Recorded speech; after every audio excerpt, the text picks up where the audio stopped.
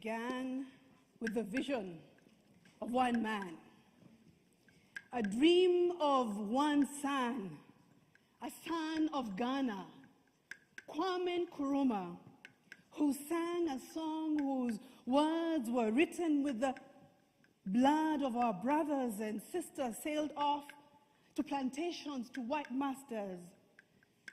A song whose rhythm and tune was hummed by the cries of our people. Feet shuffling, hands trembling, mouths begging. Won't you help us to sing this song of freedom? Uhuru. Freedom. Africa shall one day be free, he sang. Africans shall one day be free.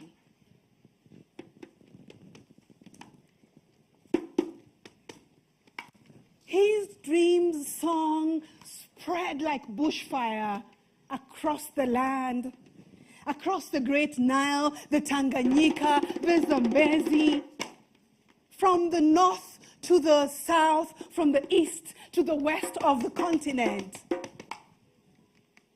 right through Kingston, Harlem, the Caribbean. The strained tunes of his sweet song became a spell. Viva Africa, viva. Viva Africa, viva. Viva Africa, viva. Its spirit haunted Edward Wilmot, Anne Julia Cooper, Ella D. Barria, W.E. Du Bois, Muammar Gaddafi, His Majesty Emperor Haile Selassie, Marcus Garvey, Malcolm X, Fela Kuti, Mwalimu Julius Nyerere, the fathers and mothers of Pan-Africanism. Viva Africa, viva. Viva Africa, viva. This song, even when its fathers and mothers were killed, haunted the lips of their sons and daughters. Viva Africa, viva. Viva Africa, viva. This was a song of pain. The pain of being black. The pain of being an African. The pain of being a native. The pain of being called uncivilized, uncultured, uneducated. The pain of being colonized by a fellow human being whose religion, traditions, language was no more superior than our own. Viva Africa, viva. Viva Africa, viva. They sang a song of strength, a song of unity, a song of liberation, Africa's liberation. Viva Africa, viva. like chains. Their weakness would be their greatest strength. Being black, being African. This song gave them a reason to unite, to fight, to think as one people, as one nation. Viva Africa, viva. Viva Africa, viva. Viva Africa, viva. This song was a cry of a united Africa, an empowered Africa, a rich Africa. Viva Africa, viva. Viva Africa, viva. Viva Africa, viva. Umoja, baraka, fanaka, biashara. I too sing that song today. We too sing that song today. Won't you help me sing that song? Won't you help me sing that song? Great. Viva Africa, viva. Viva Africa, viva. Viva Africa, viva. Viva Africa, viva. Let's continue. As I say, umoja, Africa, viva. Viva Africa, viva. Umoja. Baraka. Biashara. Uhuru. Umoja. Uhuru.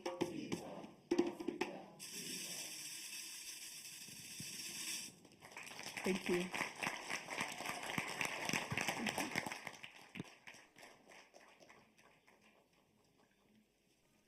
Viva Africa. Viva Africa. Wow, what a beautiful and powerful way to start off our event. Please put your hands together one more time for Ms. Njeri Wangari for the outstanding performance. Asante Sana. Your Excellencies, distinguished guests, ladies and gentlemen, it is with great pleasure and honor that I welcome you to the Intra-Africa Trade Fair 2023 Kenya High-Level Roadshow ahead of the Intra-Africa Trade Fair happening in November in Cairo. The theme for this roadshow is Unlocking the African Continental Free Trade Area Advantage in Kenya, Seizing Opportunities for Economic Growth and Prosperity. My name is Vivian Onano. I'm the founder and director of the Leading Light Initiative. I'm thrilled to participate at this high-level meeting, and I can see so many friends in the room, so karibu sana. By show of hands, how many entrepreneurs do you have in the room? Social entrepreneurs, amazing. Captains of industries, we're taking roll call, you know. Government officials. Okay, we need more government officials in the room. Creatives, farmers, business owners, and everyone else. You're all invited. It's impressive to see how diverse we are in this room and to see many young people in the audience. This is a great testament that the trade and investment space is opening up and more young people are engaging the space to learn and maximize on the economic opportunities. This roadshow positions itself as a multi-stakeholder platform to engage and exchange on trade matters. This includes, but not limited to, captains of industry, and the private sector. To be more specific, we have in the audience Mr. Dennis Denya, Executive Vice President, Finance, Administration, and Banking Services at Afreximbank. Welcome, sir. We also have Mr. Alfred Kombudo, Principal Secretary, State Department for Trade, Ministry of Investment, Trade and Industry, Republic of Kenya. Welcome.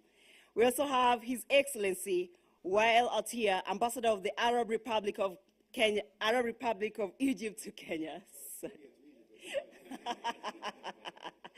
Thank you, sorry about that. And then we have Mr. Jaswinder Betty, Chairperson, Board of Directors, Kenya Private Sector Alliance, and Kenya Export Promotion and Branding Agency. Thank you, sir. We have Mr. Ashit Shah, Chairman, Kenya Association on Manufacturing, Automotive Sector, and Chairman, Automotive Parts Manufacturing Association. Thank you. We also have Ms. Flora Mutahi, Chief Executive, Melvin's Tea. Good to have you. Last but not least, we also have Ms. Akinyi Odongo, Executive Board Chairperson, Kenya Fashion Council. Oh, good to have you. I'm excited and looking forward to hearing from all of them. I'll be taking notes too, because our speakers bring with them a diverse wealth of knowledge and experience from various industries. There is no doubt that Kenya has much to gain from the African Continental Free Trade Area, from trade growth, economic development, industrialization and diversification, substantial employment creation, and so much more. The government of Kenya is focused on increasing the share of manufacturing sector's contribution to GDP from 7% to 20% in the next 10 years, share of exports to GDP to 30% from the current levels of 10%, and increasing foreign direct investments from $500 million annually to $10 billion. Very ambitious. The Honorable Moses Kuria, Cabinet Secretary, Minister of Investments, Trade and Industry, has been vocal on the importance of promoting regional and inter-Africa trade. This event today is your event, so please make it as interactive as possible by asking questions and keep tweeting using the hashtag IATF2023 and hashtag Kenya, because they need to know it's happening in Kenya. As always, at such events, I need to inform you briefly about housekeeping matters. As a courtesy to everyone, please ensure that your mobile phone is turned off or completely silent. Following the panel session, we'll be inviting questions from the audience. If you'd like to ask a question, please raise your hand and then wait until I invite you to speak, and you're provided with a microphone by one of the event staff. It's a Q&A, so it's not a time for you to read your whole statement. So I'll be very strict on that one. So please announce your name and job title prior to asking your questions. Also, to make life easier for everyone, please, let's be courteous and address all speakers, presenters, and panelists as Sir or Madam. Above all, I urge you to join us in Cairo, Egypt from the 9th to 15th November for our continent's game-changing premier trade and investment event, the Intra-African Trade Fair 2023. So now we're going to have an introduction video. The African Exports Import Afrexim Bank, in collaboration with the African Union Commission and the Africa Continental Free Trade Area Secretariat, brings you the 3rd Inter-Africa Trade Fair 2023 to be hosted by the Arab Republic of Egypt in Cairo. Intra-Africa Trade Fair 2023 will provide a unique and valuable platform for businesses to access an integrated African market of over 1.3 billion people with a GDP of over $3.5 trillion created under the African Continental Free Trade Area. We'd like to urge you to consider registering today to attend the event taking place, again, from the 9th to the 15th of November in Cairo, Egypt. The video. Join Africa's premier trade and investment event in Cairo, Egypt. IATF 2023 is expected to attract over 1,600 exhibitors from more than 75 exhibiting countries and over 35,000 attendees, and is expected to generate up to $43 billion in trade and investment deals. IATF 2023 will once again consist of a trade exhibition where countries, large corporates, as well as small and medium enterprises can set up pavilions and exhibition stands, which will enable them to customize their exhibition to fit reflect their unique requirements. This offers private and public entities opportunities to showcase their goods and services. Trade and Investment Forum, the 4-day conference, will feature leading African and international speakers and a variety of sessions dealing with African trade and investment issues. Specifically, the conference will feature dedicated sessions on trade and investment opportunities under the AFCFTA and will also include training workshops covering exporting, standards and marketing. Creative African Nexus platform will showcase Africa's creative economy in fashion, music, film, arts and crafts, sport, gastronomy and culinary arts. The CANEX program will include a Creative Africa Summit and dedicated creative industry exhibition, a B2B and B2G platform. The platform will provide opportunities for matchmaking, business exchanges and conclusion of business and investment deals. This is supported by a dedicated African Buyers Program. Country Days has sponsorship opportunities and is open to 4 countries. It presents a platform for the 4 selected countries to showcase their trade, investment, tourism and cultural opportunities. IATF Virtual. This platform showcases goods, services and investment opportunities on an interactive online platform. The IATF Virtual is currently live and will continue even after the physical trade fair has ended. The Africa Automotive Show will present a platform for auto manufacturers, assemblers, original equipment manufacturers and component suppliers to exhibit their products and also interact with potential buyers and suppliers. It consists of an auto forum, auto show, and B2B and B2G exchanges. The AU Youth Startup Program will have a dedicated pavilion for youth startups in Africa where they will showcase their innovative ideas, prototypes, goods and services. The IATF will provide opportunities for matchmaking with venture capitalists, entrepreneurship training, networking among the youth and other delegates at the trade fair. The IATF 2023 Diaspora Day will highlight commercial and cultural ties between Africa and its diaspora, featuring a diaspora summit, market and exhibition, cultural and gastronomic showcase. IATF 2023 will provide a unique and valuable platform for businesses to access an integrated African market of over 1.3 billion people with a GDP of over $3.5 trillion US, created under the African Continental Free Trade Area. The African Export-Import Bank, African Union Commission, AFCFTA Secretariat, and the Arab Republic of Egypt invite you to join us from the 9th to the 15th of November at IATF 2023 in Cairo, Egypt. Intra African Trade Fair, connecting African markets. For more information, visit www.intraafricantradefair.com. I hope that video whets your appetite to register to attend this year's Intra-African Trade Fair in Egypt. I've already registered. So I think you've seen if you can't make it in person, you can still participate virtually, so it's very inclusive. For our opening remarks, please, I would like to welcome on stage Mr. Dennis Denya, Executive Vice President, Finance, Administration and Banking Services at Afreximbank. The floor is yours, sir.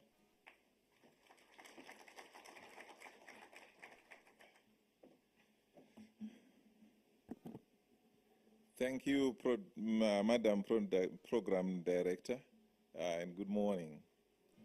Mr. Alfred Kumondo, Permanent Secretary, Trade, Ministry of Trade, Investment and Industry.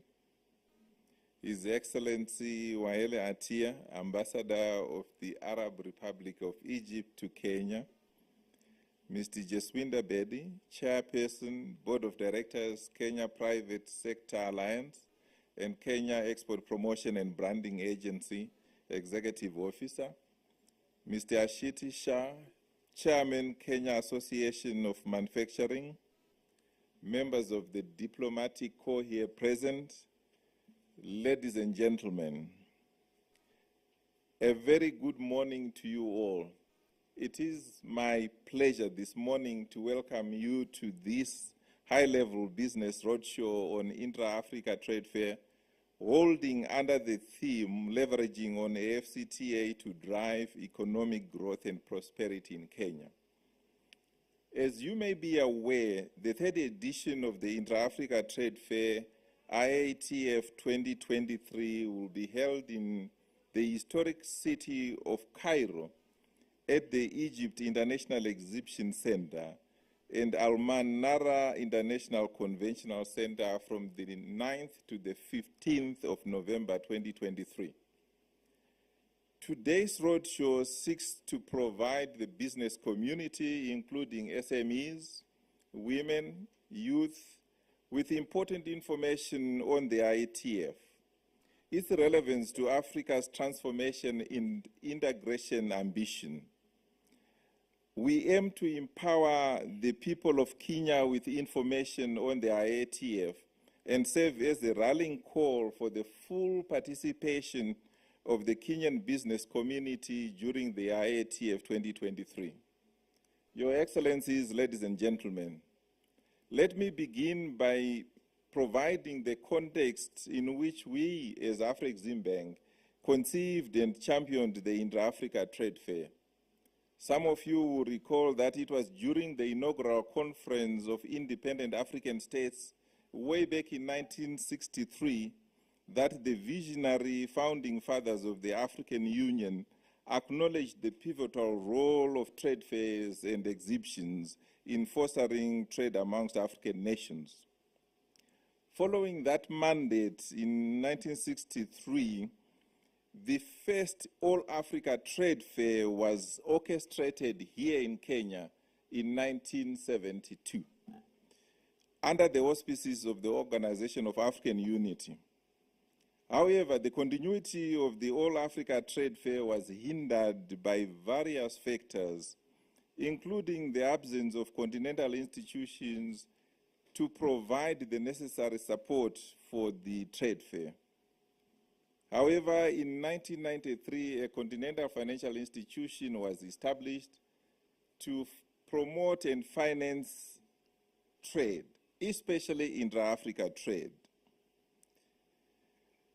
In pursuance of this mandate, Afreximbank, working with the AU Commission, decided to resuscitate the All-Africa Trade Fair, now branded as the Intra-Africa Trade Fair, and held the inaugural fair in Cairo in 2018. Ladies and gentlemen, you may also recall that in 2013, African heads of states and government adopted Agenda 2063, the Africa we want, as a blueprint for transforming the continent into an integrated, prosperous, and peaceful Africa, driven by its own citizens, representing a dynamic force in the international arena. The establishment of the African Continental Free Trade Area, aimed at stimulating intra-Africa trade and advance economic integration, is amongst the first flagship projects under Agenda 2063. This historical agreement establishing the FCT was signed in 2018, came into force in 2019, and trading under this protocol started in 2021. Following its establishment, the FCTA Secretariat joined the Afreximbank and the AU Commission in promoting the IATF, and consequently the second edition of the trade fair was organized by these three parties. The resoundingly successful inaugural trade fair held in Cairo in 2018 was followed by an even more successful one in 2021, hosted by South Africa in Durban. Just to give you some statistics, the inaugural trade fair saw 1,000 exhibitors and more than 7,000 visitors from 45 countries, and deals worth over $32 billion were struck. IATF 2021 saw an improvement on this, with exhibitors amounting to 1,500 and visitors exceeding 35,000, of which 13,000 physically attended, and deals of over 42 billion were executed. Ladies and gentlemen, it is time for Africa to take her destiny into her own hands and determine her own development agenda. However, to do so will not be easy and requires commitment, courage, and deliberate action from all of us. Traders need to seek out new market opportunities on the continent rather than the current conventional route of turning to markets abroad. Our political leadership need to open their markets and ensure that the AfCFTA is given full legal and operational effect in their countries. Our financial institutions will need to hold and support intra-Africa trade and investment in spite of the perceived risks. We at Afreximbank are proud to be contributing to this positive history of African economic integration and development. Afreximbank is at the forefront of supporting the AfCFTA and has developed several financing and facilitation instruments to support intra-Africa trade. You will hear more about this morning. Between 2017 and 2021, Afreximbank disbursed $20 billion in support of intra-Africa trade. And we plan to double this to $40 billion by 2026. Kenya is the largest economy in East Africa and has a vital leadership role to promote intra-Africa trade and investment, and is well positioned for production and service distribution to expand its African trade footprint. Over a couple of years, Afreximbank has provided financial support and facilitated the pooling of financial resources into the Kenyan economy worth billions of dollars. As an example, we provided $2 billion to Kenyan Airways for aircraft procurement. Recently, we announced a $3 billion country program, which will include the support to the country for the National Development Program through the development of industrial parks to improve manufacturing and value addition in local raw materials. For example, the Dongo Kud Special Economic Zones. It also includes financing of the creative sector, amongst others. Ladies and gentlemen, Kenya has benefited directly from the trade fair. For example, in 2018, deals worth $100 million were struck. In 2021, deals amounting to $775 million were struck, of which $162 million are fully implemented.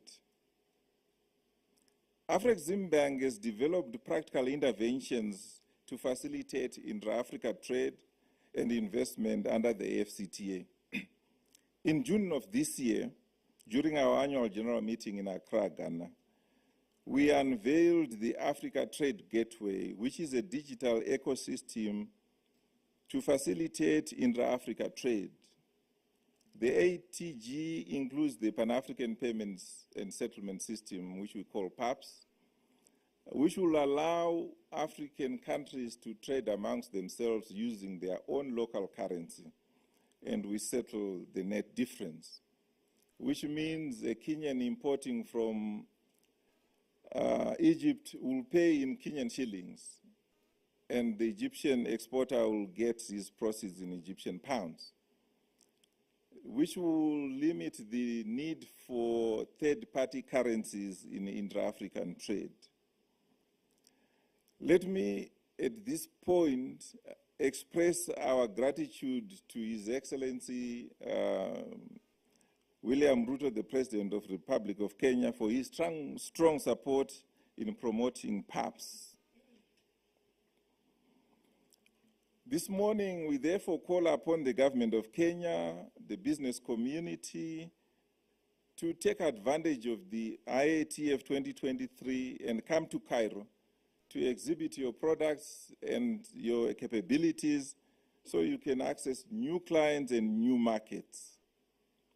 In conclusion, let me reiterate that as Afreximbank, we stand firm in our commitment to supporting intra-Africa trade and investment. And in so doing, we are ready to support you, the people of Kenya, the business community, and the government with adequate resources, both financial and non-financial, to not only adapt to a world of continued turbulence, but to also thrive under the new business environment created by the AfCFTA. I invite you all to join us at the IATF 2023 as exhibitors, as sponsors, even as buyers, as we work together to realize the vision of an integrated and prosperous Africa. I'm optimistic that Kenya will be strongly represented. I look forward to seeing you in Cairo. Thank you.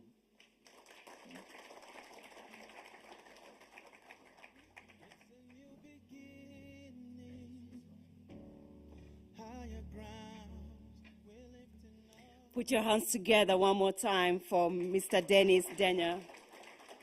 Thank you for that broad and informative overview of the Intra-African Trade Fair 2023 and the opportunities that it presents for all of us. I mean, the numbers speak for itself. And thank you for reminding us that we need the commitment, courage, and deliberate action for us to harness the full potential on our continent, Africa. So next, I'd like to invite our keynote speaker, Mr. Alfred Kombudo, Principal Secretary, State Department for Trade, Ministry of Investment, Trade and Industry, Republic of Kenya. So the floor is yours.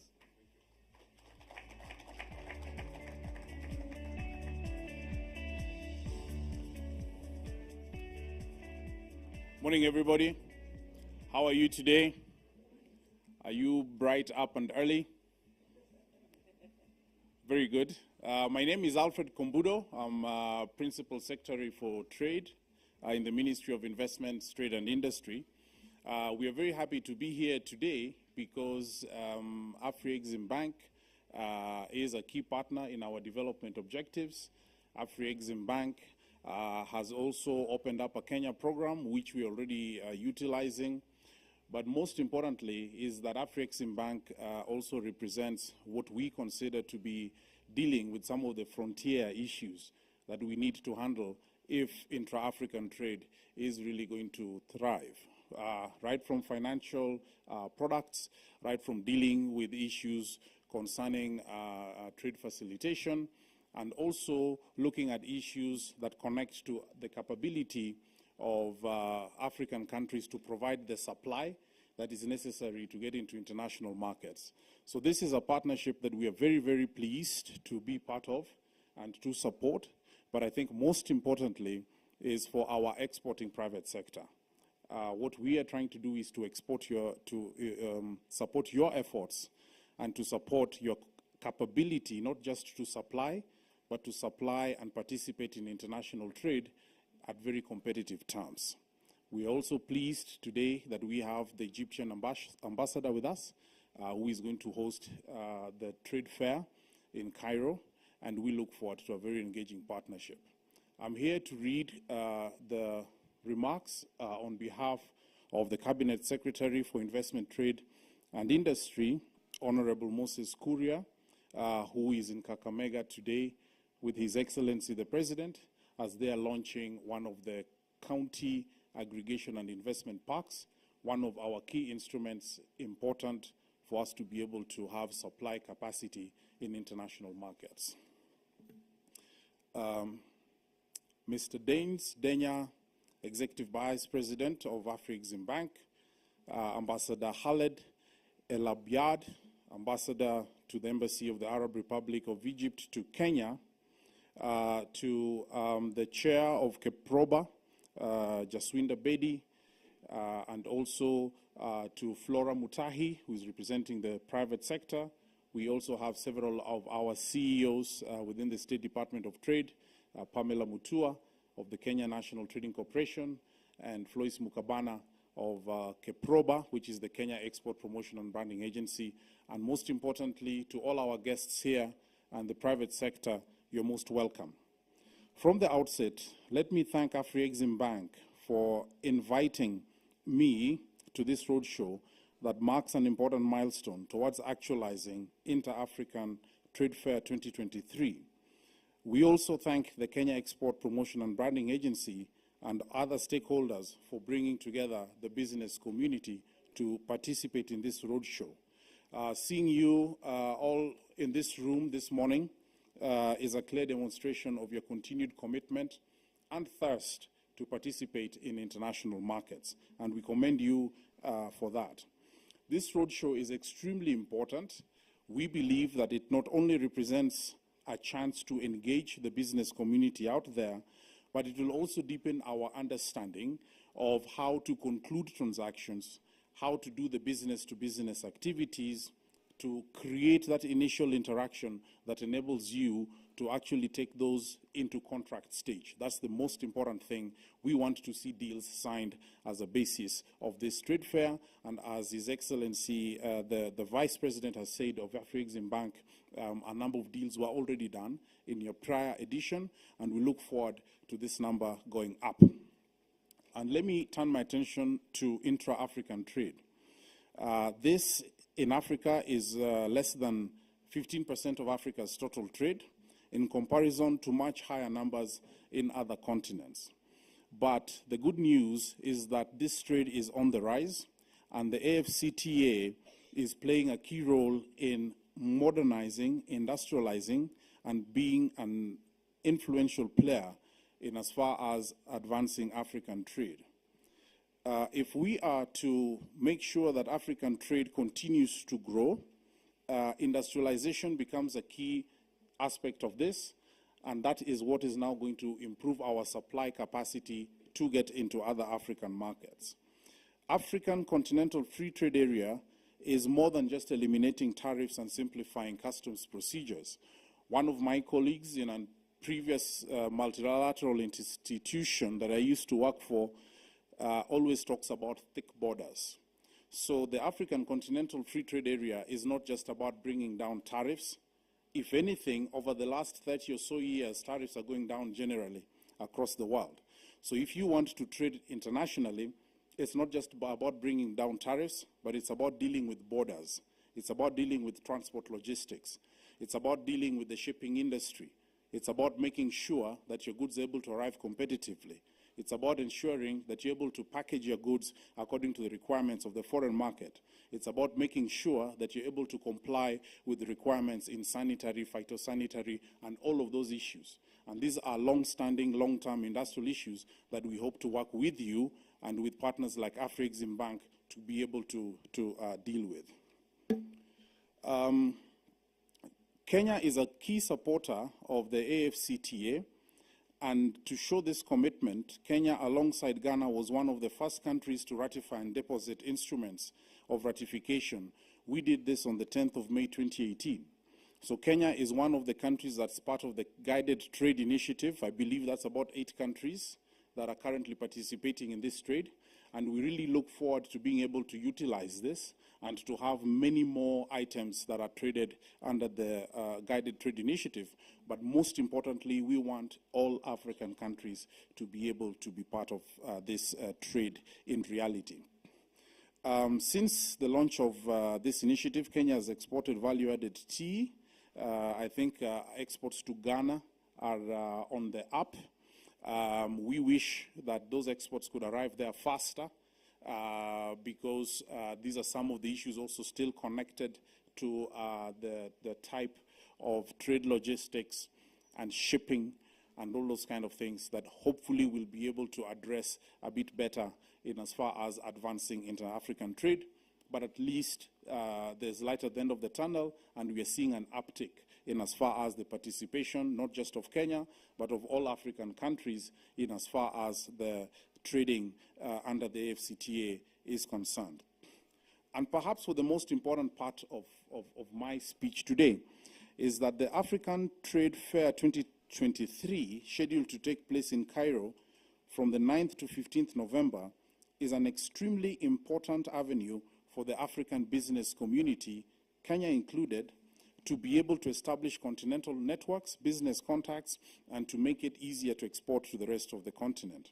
I therefore urge the private sector to move with speed, with zeal, with determination, with courage, with singular focus, with alacrity, to ensure that you are able to prepare well for this event and to ensure that you are able to not just attend, but to seal deals when you're at it. The IATF accords us an opportunity to grow the numbers of our trade And as a country, we have given ourselves a target to grow exports as a share of GDP from the current 10% to an even higher number, and which I believe we shall be able to do if we engage in initiatives such as this.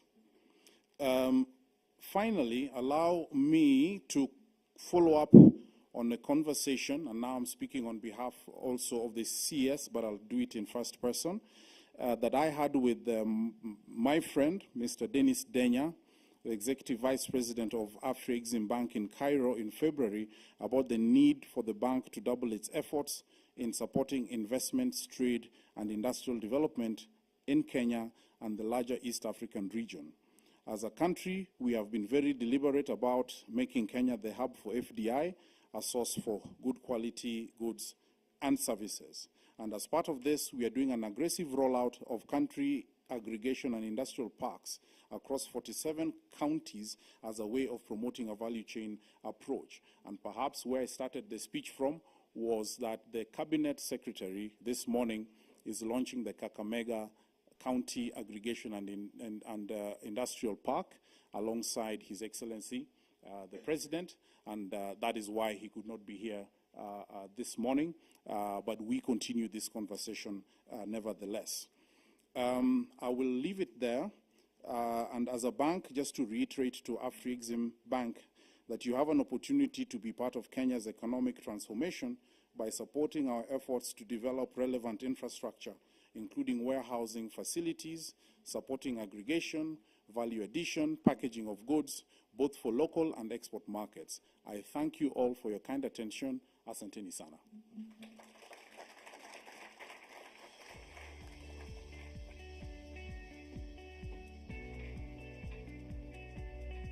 Round of applause for Mr. Kombudo. Thank you so much for that insightful keynote remarks. Viva Africa, viva! Viva Africa, viva! Thank you, thank you, thank you. Oh, something that I wanted to note. I know that in 2018, they held the first Intra-Africa Trade Fair in Egypt, and it's going back to Egypt this year again. Your Excellency, next year we'll have to take it from you. It will be hosted in Kenya. So now we're going to have a health break, but before that, we're going to have our photo session. So the first one will be the speakers. So Mr. Dennis Denya, Mr. Kombudo, His Excellency, and then we'll have Dr. Gainmore, please. And then the second one, we'll have the speakers on the panel, so all the panelists plus the CEOs from the Ministry of Trade, please. And then the last one, we'll just have the panelists alone. So for the rest of you, you may please enjoy some snacks for 15 minutes, and then we'll be back here at, right now it's 11:05. We'll be back here right at 11:20. Please be back and seated, and your phone silent. Thank you. It's a new beginning, higher grounds we're lifting off. Nothing holds us bound. Can you see it? The light of Africa is rising to higher grounds. We're lifting off. Nothing holds us bound. So come on and come on. We call on, oh Africa, come let us build a dream for all. Together we grow stronger and united.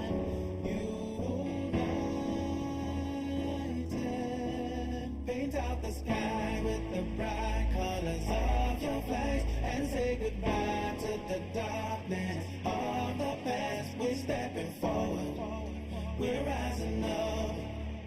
Oh Africa, our time is now. Break down the chains, clear the lines that separate, and shine a light on the things that make us great. We're stepping forward, we're rising up.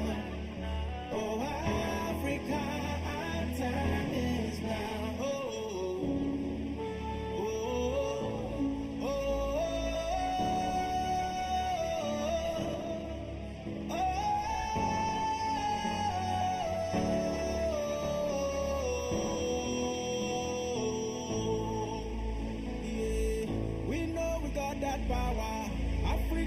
are strong, one nation to another. See now we stand as one to celebrate our victory, which is the glory of the motherland, and nothing holds us bound. So come on and come on, we call on, oh Africa, come let us build a dream for all. Forever we grow stronger and united. Paint out the sky with the bright colors of your flags and say goodbye to the darkness of the past. We're stepping forward, we're rising up. Oh Africa, our time is now. Break down the chains, clear the lines that separate, and shine the light on the things that make us great. We're stepping forward, we're rising up. Oh Africa, our time is now. Oh, oh, oh, oh,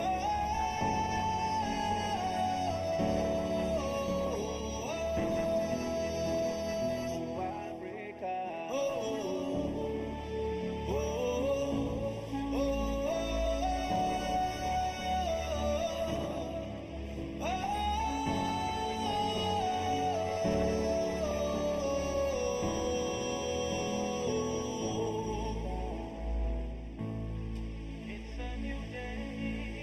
It's a new day.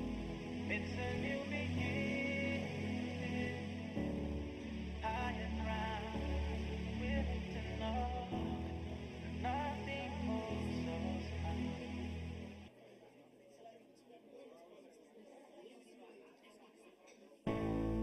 It's a new day. It's a new beginning. Higher grounds, we're lifting up. Nothing holds us bound. Can you see it? The light of Africa is rising to higher grounds. We're lifting up. Nothing holds us bound. So come on and come on. We call on, oh Africa, come let us build a dream for all. Together we grow stronger and united. Paint out the sky with the bright colors of your flags and say goodbye to the darkness of the past. We're stepping forward, we're rising up. Oh Africa, our time is now. Break down the chains, clear the lines that separate, and shine the light on the things that make us great. We're stepping forward, we're rising up. Oh Africa, our time is now. Oh, oh, oh, oh,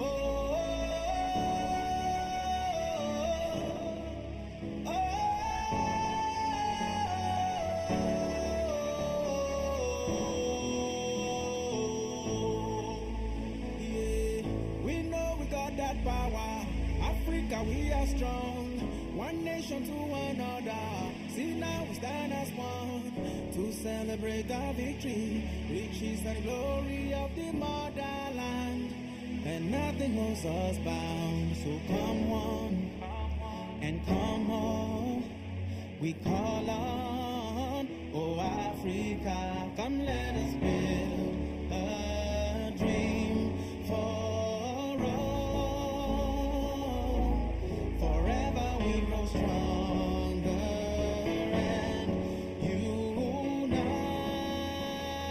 united. Paint out the sky with the bright colors of your flags and say goodbye to the darkness of the past. We're stepping forward, we're rising up. Oh, Africa, our time is now. Break down the chains, clear the lines that separate, and shine the light on the things that make us great. We're stepping forward, we're rising up. Oh, Africa, our time is now. Oh, oh, oh, oh,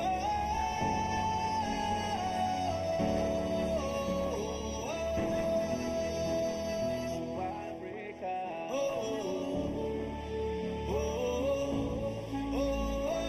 It's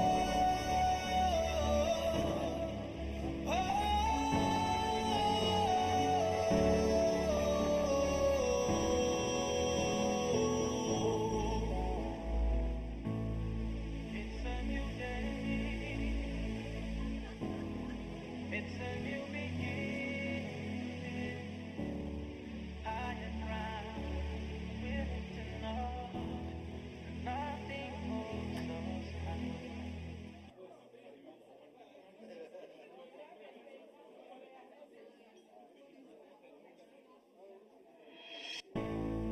It's a new day. It's a new beginning.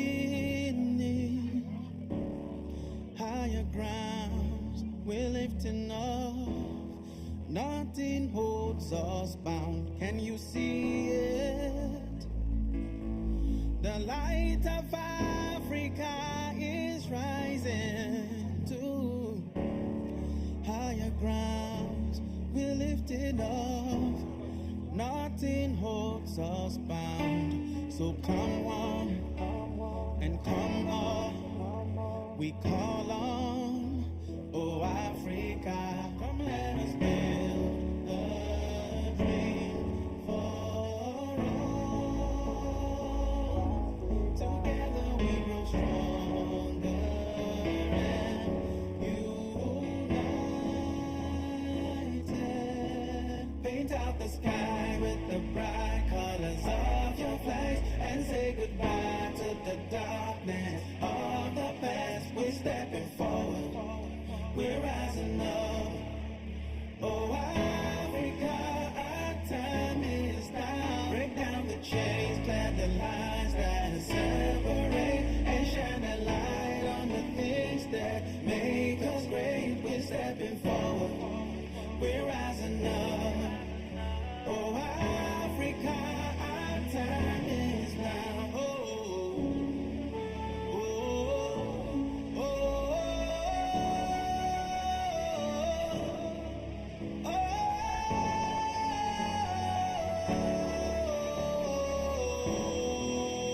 oh, yeah. We know we got that power. Africa, we are strong. One nation to another. See now we stand as one to celebrate our victory, riches and glory of the motherland, and nothing holds us bound. So come on and come on, we call on, oh Africa, come let us build a dream for all. Forever we grow stronger and united. Paint out the sky with the bright colors of your flags and say goodbye to the darkness of the past. We're stepping forward, we're rising up. Oh, Africa, our time is now. Break down the chains, clear the lines that separate, and shine the light on the things that make us great. We're stepping forward, we're rising up. Oh, Africa, our time is now. Oh, oh, oh, oh,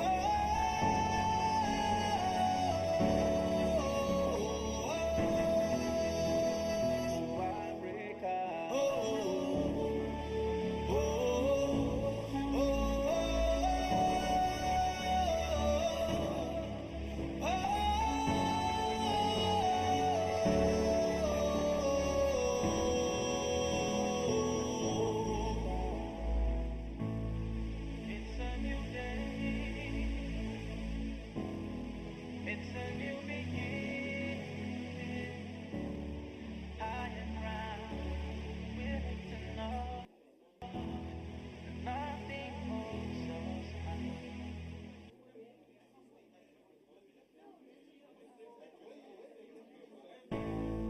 It's a new day. It's a new beginning. Higher grounds we're lifting off. Nothing holds us bound. Can you see it? The light of Africa is rising to higher grounds. We're lifting off. Nothing holds us bound. So come on and come on. We call on, oh Africa, come let us build a dream for all. Together we grow stronger and united. Paint out the sky with the bright colors of your flags and say goodbye to the darkness of the past. We're stepping forward, we're rising up. Oh Africa, our time is now. Break down the chains, clear the lines that separate, and shine a light on the things that make us great. We're stepping forward, we're rising up. Oh Africa, our time is now.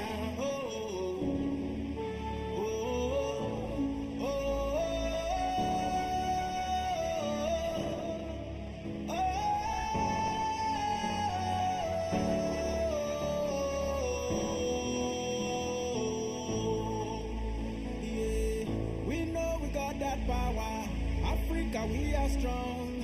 One nation to another. See now we stand as one to celebrate our victory, which is the glory of the motherland. And nothing holds us bound. So come on and come on. We call on, oh Africa, come let us build a dream for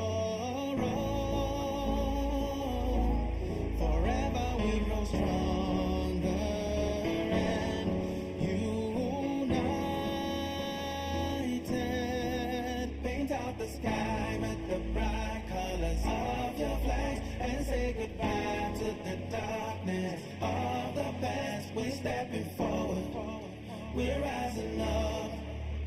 Oh Africa, our time is now. Break down the chains, clear the lines that separate, shine a light on the things that make us great. We're stepping forward, we're rising up. Oh Africa, our time is now. Oh, oh, oh, oh,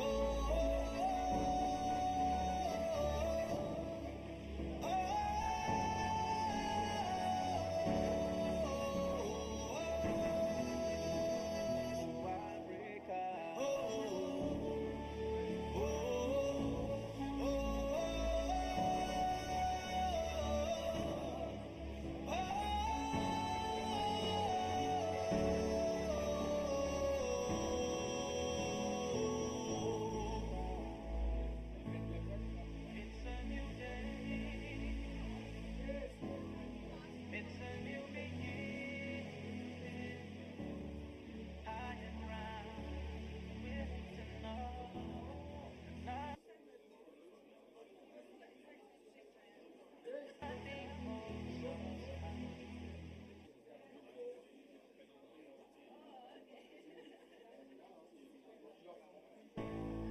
it's a new day.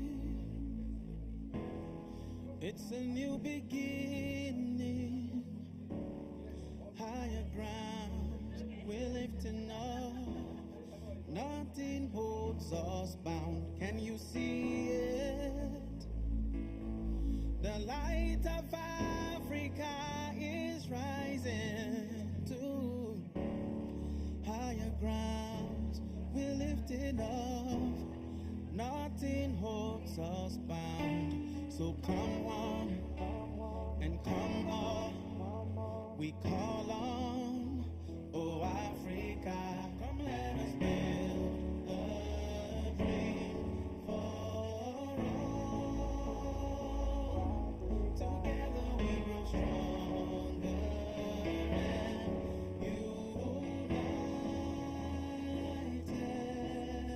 Paint out the sky with the bright colors of your flags and say goodbye to the darkness of the past. We're stepping forward, we're rising up. Oh, Africa, our time is now. Break down the chains, clear the lines that separate, and shine a light on the things that make us great. We're stepping forward, we're rising up. Oh, Africa, our time is now. Oh, oh, oh, oh,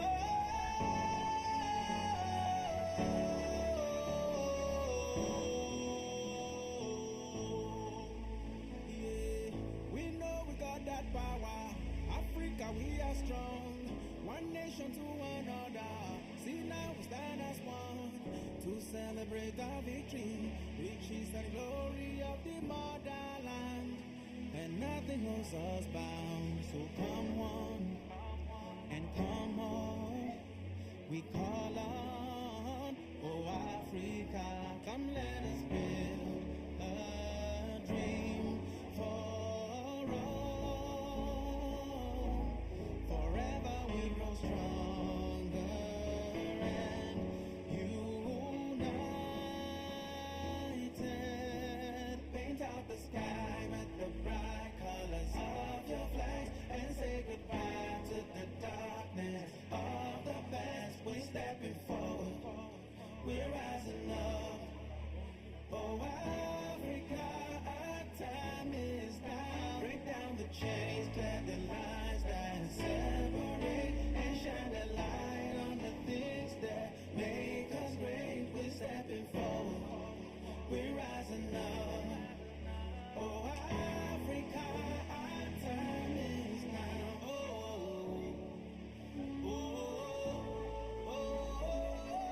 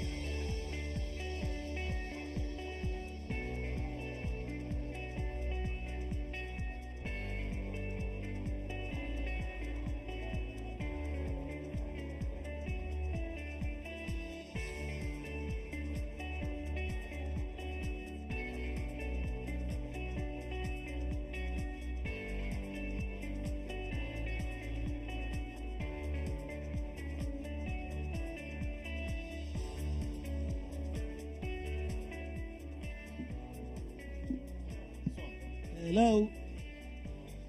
Good morning, good people. I think it's time we all made our way back in. So you can take your cups of teas and coffees with you. Hello, everyone. You are doing very well. Can I kindly ask you to make your way back in? You can take with you your cups of coffees and teas. I know. Hello, everyone. I get a horrible job. Make your way inside, everyone. You can even take your food with you. I take my cup. Yes, take your cup.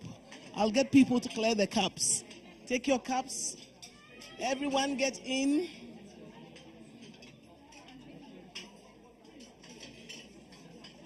It's time to get back in.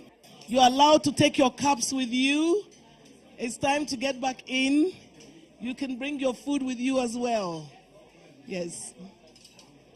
It's time to get back in. It's time to get back in. Bring your cups. You have to. Get in.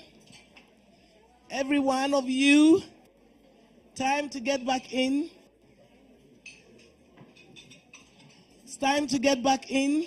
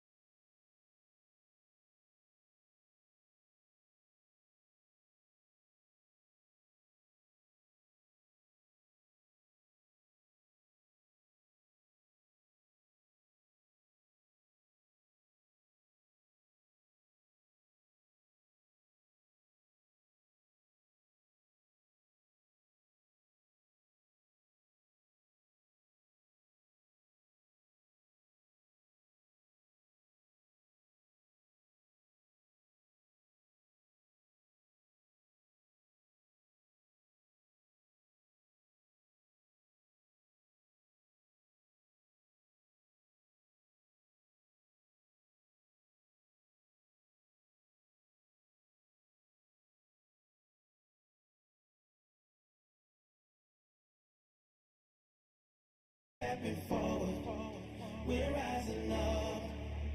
Oh, Africa, our time is now. Break down the chains, clear the lines that separate, and shine the light on the things that make us great. We're stepping forward, we're rising up. Oh, Africa, our time is now. Oh, oh.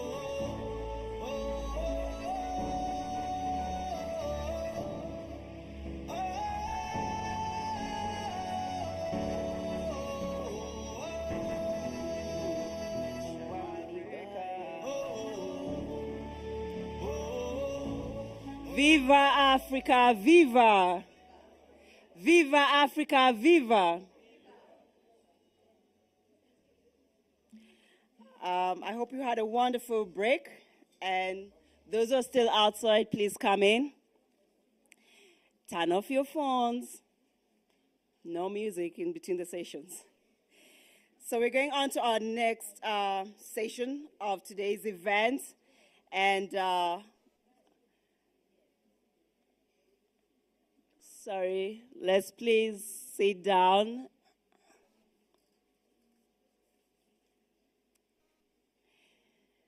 So you heard from the Executive Vice President on the importance of the creative industry and the work that the Intra-Africa Trade Fair is doing to showcase creatives across the continent. So our next session is also to show the creatives from Kenya, made in Kenya. So the Creative Arts Nexus. The time is now for creatives to bring that inspirational spark back into the physical realm and to start benefiting once more from their immense talent. Afrexim Bank has identified the creative sector in Africa as a unique space of opportunity for employment, massive economic growth, and poverty alleviation, especially for Africa's massive youth demographic.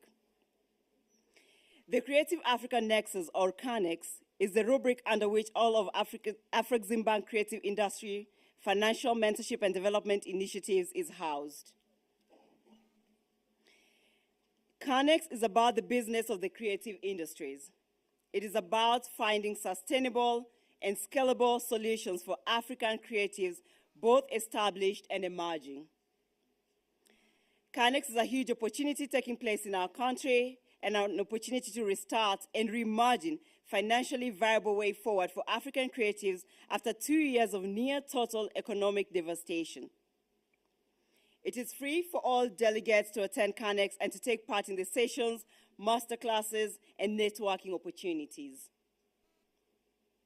CANEX at the Inter-African Trade Fair 2023 is truly an event not to be missed for any creative from any sector who is serious about the long-term career within the existing space. We look forward to seeing you at the event in November. So to showcase our creative, made in Kenya, I'd like to invite on stage Ms. Sharon Liboi, Kenyan singer and songwriter. The stage is yours, Ms. Sharon.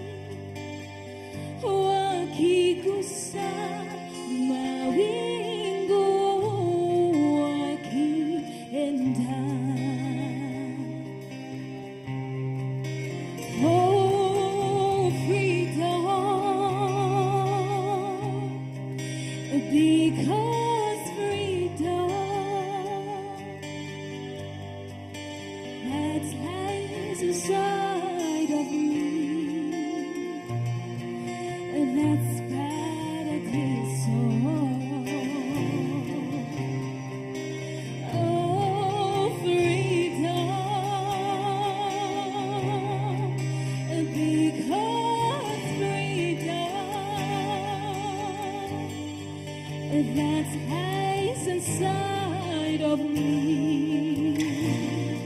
That's paradise.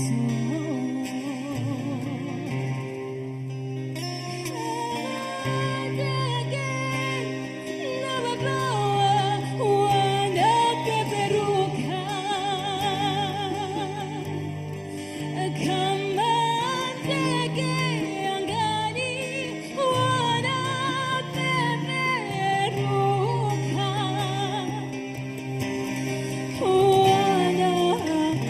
Peperuka, peperuka, peperuka, wada, peperuka, peperuka, wada, peperuka, peperuka, peperuka. Because freedom, freedom that lies inside of me, and that's paradise. Freedom and life inside of me, and that's paradise.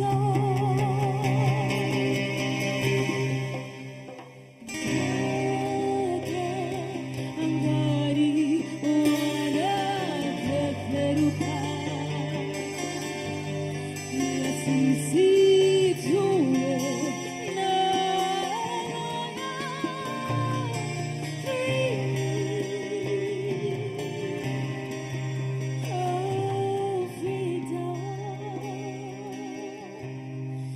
because freedom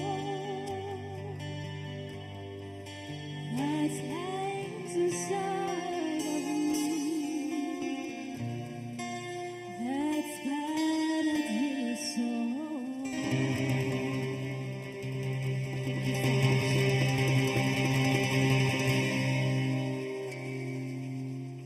Thank you. Another big round of applause for Ms. Sharon. Just wow. Mr. Dennis, made it in Kenya, we take it to Cairo. Thank you so much. And next, I'd like to welcome on stage Dr. Gainmo Zanamwe, Director, Trade Facilitation and IATF at the African Export-Import Bank, Afreximbank. The floor is yours, sir.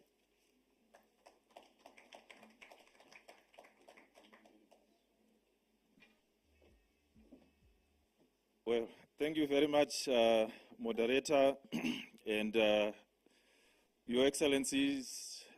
I think it's a pleasure to have you, EVP, and everybody. I think we should have just allowed this thing to continue and then have fun. So the scene has been set. I think what I want to do now is to walk you through some of the products that we have at Afreximbank to support the business people who are in this room, including the SMEs, including women, youth.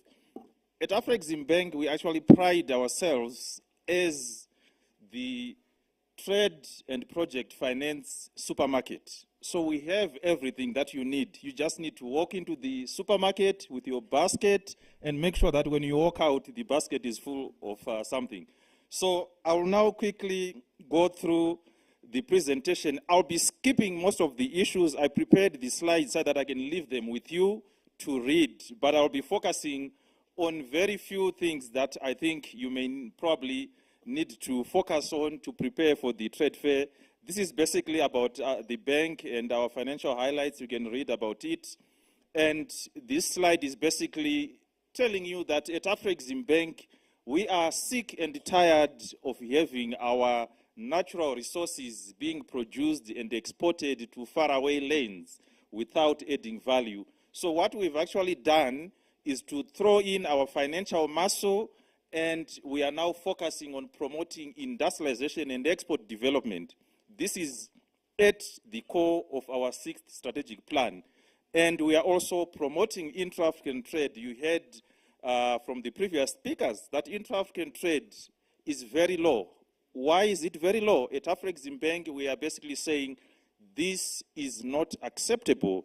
We have to start with Kenya and Egypt. You need to start trading with each other and trade more. So at Afreximbank, we've basically made the promotion of intra-African trade the first pillar of our strategy and the implementation of the AFCFTA. So that's basically the main focus that we have in terms of our strategy.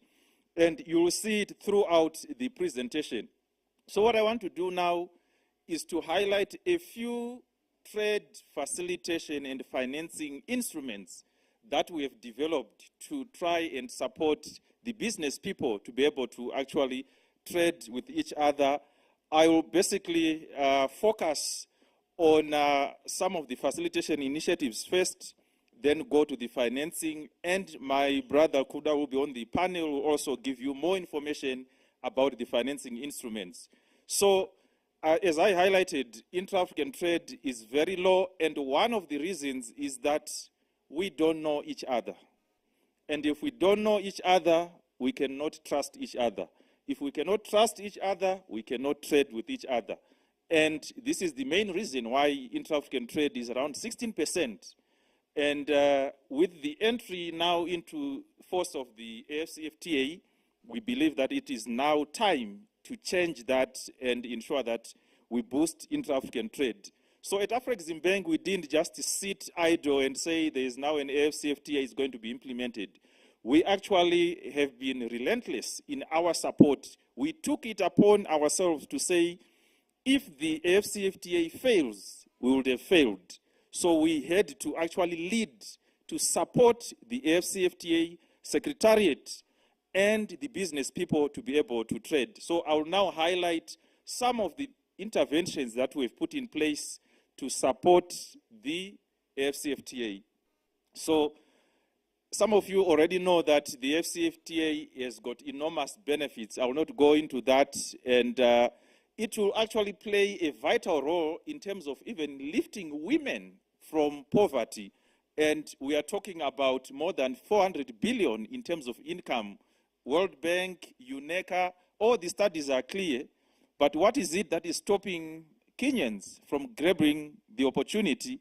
These are some of the things that we'll be discussing today, and we'll be sharing with you some of the support that we'll be providing to you to benefit from some of those billions that are on paper. How do we make those billions translate to the people in the creative, the fashion, people in the automotive sector, people in agriculture? So the AFCFTA has made it very clear that there are going to be benefits in the agricultural sector.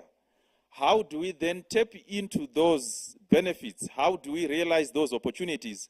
There are going to be a lot of opportunities in terms of manufacturing, in terms of value addition, in terms of services, tourism. So these are some of the opportunities that have been identified by the AFCFTA, and we are here to work with you to ensure that those benefits or opportunities are actually realized. One of the instruments that we've put in place is the AFCFTA Adjustment Fund. It's a 10 billion facility that is going to help both the government, especially the state parties, to deal with tariff revenue loss, to enable the state parties to continue liberalizing. They say that free trade is like a bicycle. You need to keep on cycling. So we don't want the member states to stop. If you stop, you'll fall. I hope Kenya is also noting. And for the private sector, we also want the private sector now to focus on developing regional value chains in agro-processing, whether it's in dairy, whether it's in your tea, whether it's in coffee, whether it's in any products like the automotive industry. We really need to focus more on promoting those value chains. And the adjustment fund, the credit fund, which is the private sector component of the adjustment fund, will also enable you to do that. It will also address the infrastructure challenges. Trade enabling infrastructure is one of the challenges that is affecting intra-African trade. Industrialization, we have put it at the heart of this adjustment fund. We want to promote industrialization, regional value chain, so that the business people, the manufacturers, they have access to the funding they need to be able to produce goods that we can trade under the AFCFTA. The AFCFTA is not going to be a platform to trade in our minerals, our natural resources. We actually need to do more value addition so that we've got products that we can trade amongst ourselves. And the bank has already committed $1 billion US dollars to the adjustment fund. The other facility that I'll talk about, I'll basically skip some of these slides, is the Africa Trade Gateway that our Vice President has talked about. But what I want to do is to actually help you put it in a practical context. So what we've done is we've developed this digital platform working with the AFCFTA Secretariat. We believe that the future, which is already now, is going to be digital. Somebody also told me that it's also going to be female, but I'm still researching on that one. But the platform, what it does, it helps you to actually use artificial intelligence, to use technology to be able to solve some of the problems that we have. It helps you to break down the barriers that we have, reduce the transaction costs. So imagine a trader of tea sitting here in Kenya. You want to know, out of the 55 African countries, where can you take your tea? I know Egyptians, they love tea. They are always drinking tea. Even when they were building pyramids, I'm told they were drinking tea. So we have covered the Egypt market already. But where else, aside from Egypt, can you take your tea? You go to the Trader Club, where we have what we call the trade intelligence platform. That trade intelligence platform will actually use artificial intelligence to zoom throughout the 55 African countries. And they can actually show you that aside from Egypt, Nigeria is also another big consumer of tea. Just imagine if you were to take either your Kericho tea or all your other teas just to Nigeria, you can actually open an airline route just taking the tea. So these are some of the things that we are actually exploring. You can go on the trader intelligence and get this kind of information. And it also predicts supply chains. It can map all the supply chain and give you the information as a trader, as an SME, as a manufacturer, so that you can even boost your manufacturing capacity. You can also access the same information on our Africa Trade Exchange, ATEX. So you can start from there to look for market, and market opportunities is the starting point. Once you discover your market in, let's say, Egypt or Nigeria, you'll be interested in knowing, okay, who is the potential buyer in, let's say, Nigeria? And some of you are always suspicious. When you hear the name Nigeria, you say, am I going to get my money from Nigeria? Yes, you will. With the platform we have, we've got Mansa, which is a KYC due diligence. You can actually go on that due diligence platform. You'll get all the information about the Nigerian. That's the trust that I was talking about. You can see all the information with there. So once you have established that trust, you'll actually now be able to go to the next stage. If you want to export your tea to Nigeria, what are the regulations? What are the rules that you need to know about? You go to trader regulations. It will give you that information to say your tea must meet these requirements in terms of standards. All the information will be available. The tariffs that you need to pay, the rules of origin, as long as it grows onto the mountains, it qualifies to go to Nigeria. Then once you've crossed that bridge, you will now be saying, okay, how do I get paid? You go to the Pan-African Payment and Settlement System that my Vice President talked about. We want to use African currencies to facilitate intra-African trade. So we already have everything covered, and your president has been the greatest champion of this Pan-African Payment and Settlement solution that we have. So in a practical sense, this is basically how the Africa Trade Gateway works, and we hope that Kenya will be able to subscribe to Mansa. We already have more than 11,000 institutions that have already subscribed in the continent, and we hope that Kenya will continue subscribing to Mansa. You can also join our Trader Club to access all the market intelligence that I was talking about.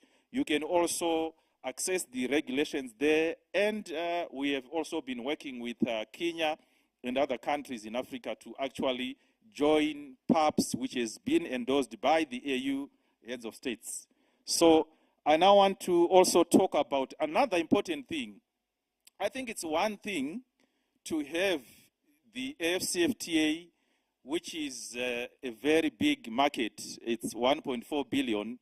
But the challenge is always, how do you get goods moving within Africa? It's a major challenge. We have to admit, where there are challenges, we need to actually identify them and then find ways of addressing them. One of the challenges is in the area of transit. Try to move from one border to the next. You are always stopped at the border, and I don't know what these security officers sometimes will be looking for. And it's a nightmare if you are trying to actually move from one African border to another. Let me probably just zoom in so that you see the extent of the borders that we have. By the way, those borders were not created by Africans, so that's another challenge that we are still trying to deal with. So try to move from Cape Town to Cairo driving a truck. You'll be stopped at each and every border. They'll ask you to post a transit bond. And if you come across some of the overzealous police officers, they'll even ask you about the number of teeth in your mouth. If you don't answer correctly, you may not cross. So these are some of the challenges we are seeing. And we said, to address some of these challenges, why don't we create a single transit bond that is technology enabled, that can help you to move with your truck from Cape to Cairo with just one transit bond? It will cut all the delays. It will make the Cape to Cairo dream a reality. It will make the AFCFTA a reality. So this is the transit bond system that we are implementing. Even at the regional level, you want to move a truck from Kenya all the way to DRC. So you can basically apply the same single transit bond. It can be issued in Zambia or in DRC, but that should allow a truck to leave Mombasa and go all the way to DRC without being stopped and asked to post a bond at each and every border. If we actually implement this fully throughout the continent, we will be saving, as a bare minimum, about $300 million a year. And the savings could go even up to $1 billion. Then we would have actually made life easy for consumers and for the business people. And these transit charges, they actually add a lot of costs. If a truck spends a day at a border, that truck will be losing on average about $450 per day per truck. And we need to eliminate some of those costs that are not necessary.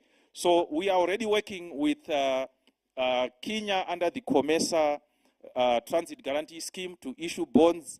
There are a number of insurance companies in Kenya that have already asked us to support them, and we are now working with your insurance regulator to ensure that we issue the bonds. How we do it, it's not about displacing the local players in the market, but we partner with them, we give them capacity, and they will be able to issue bonds cheaply to the clearing and freight forwarders, to the SMEs, to the business people who need these transit bonds. So that's basically what we are trying to do. And we've had the issues about trade enabling infrastructure. Just imagine, I've been hearing about the discussions about aggregation in various counties.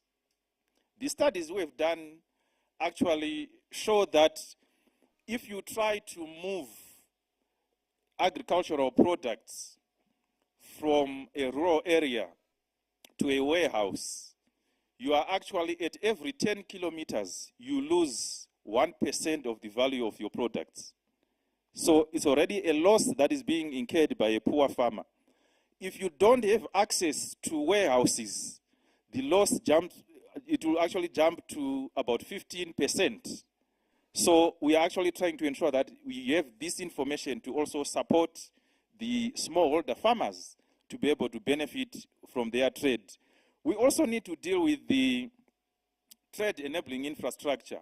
Our roads, our railway lines, we don't even have railway lines that talk to each other. The gauges are different, and sometimes we believe in what our colonial masters taught us, and we are clinging on to that.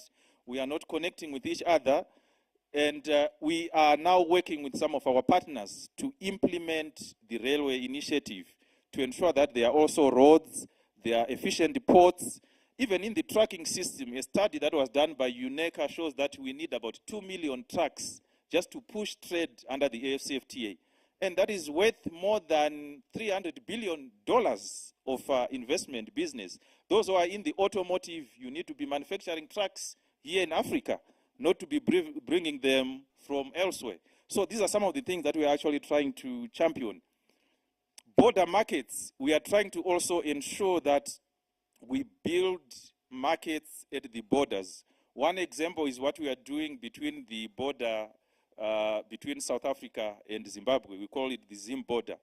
It's an excellent trade facilitation tool. We've actually, based on that, done a strategy whereby we are now working throughout the continent to put in place similar structure that we call border markets to facilitate some of those young people and women that we see carrying stuff on their backs and trying to do trade, informal cross-border traders. We want to help them so that they can trade in a structured manner with good facilities. So these are some of the things that we are doing to try and support trade. The automotive strategy, I will not talk much about it, but I just want to highlight that this is another sector that we are also supporting, and I think Mr. Ashit is there. You will speak about that on the panel.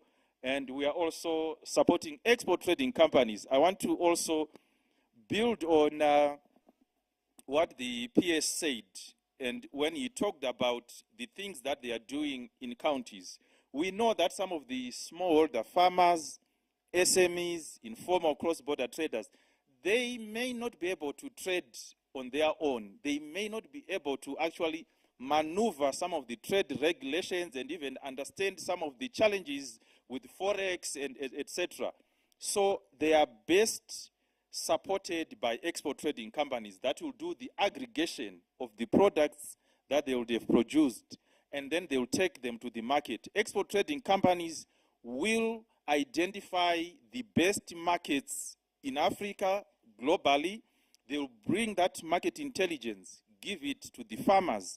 The farmers will then produce, and then the export trading company will aggregate and take the products to the market. They can also provide financing, inputs, etc. So we are already working with the Ministry of Trade and Industry as well as KNTC to try and support Kenya to actually have a fully fledged export trading company that can support exports.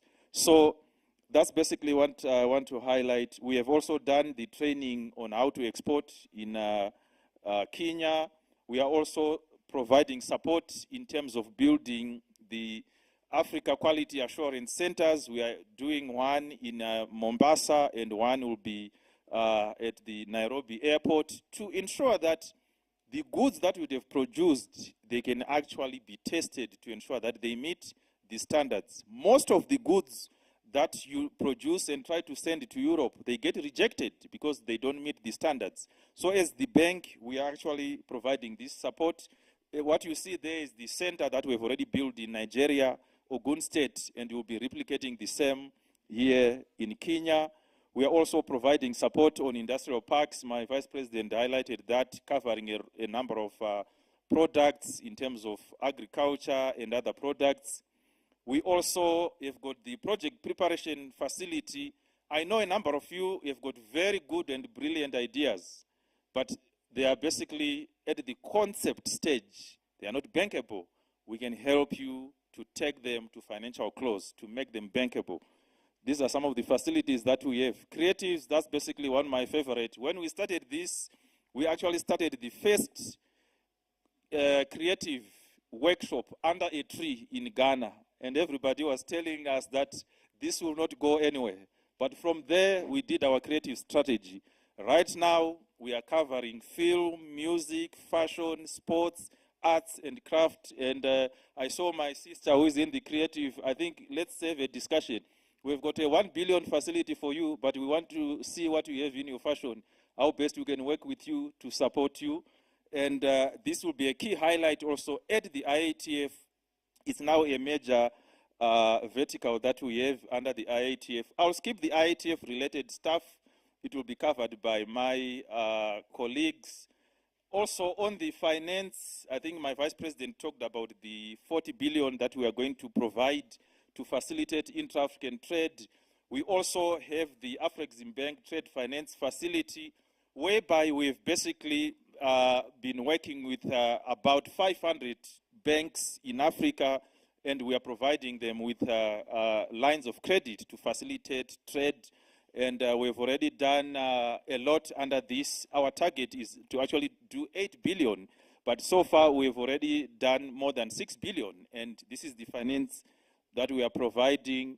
There are a range of these other financial products. I will not go into them, but I just want to highlight the first one, which is the Global Facility for Intra-African Trade Champions, whereby we also work with big companies in Egypt, in Nigeria, and I want to also work with some of the big companies in Kenya, and we can take them to the other African countries.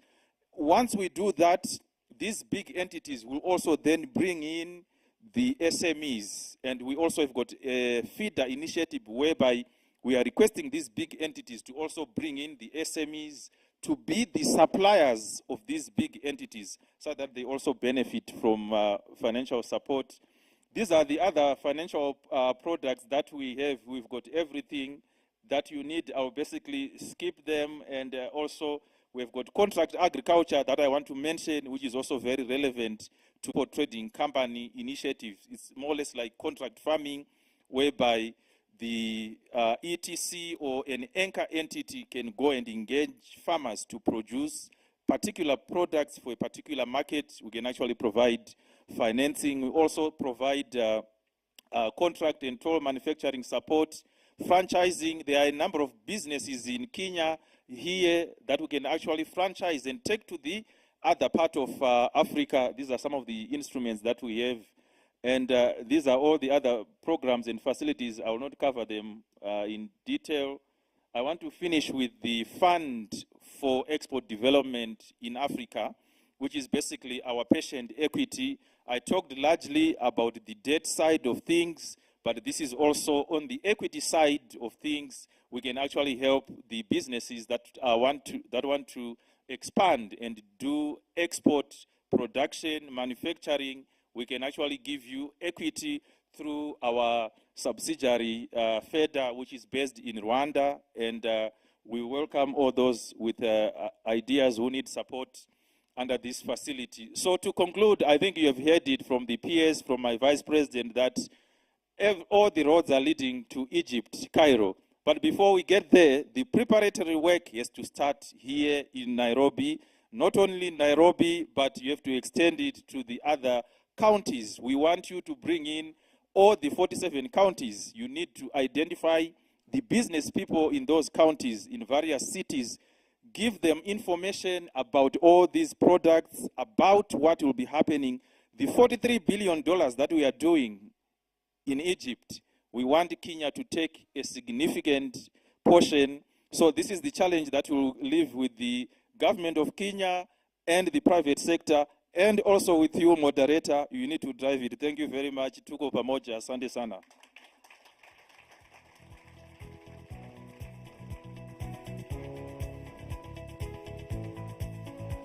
Round of applause for Dr. Gainmore. Thank you so much for empowering us with that information, because as you said, we need information to build the trust for us to be able to trade with one another. And the information that you're sharing is not only for us here in the room, but also for those who are out there. So please, keep tweeting hashtag IATF 2023, hashtag Kenya. They need to know it's happening in Nairobi. Now we're going to hear from Ms. Evashni Naidu, General Manager, Marketing, who will be letting us know more about the Intra-Africa Trade Fair, which is taking place in Cairo, Egypt, from the 9th to 15th November. Evashni, the stage is yours. Thanks.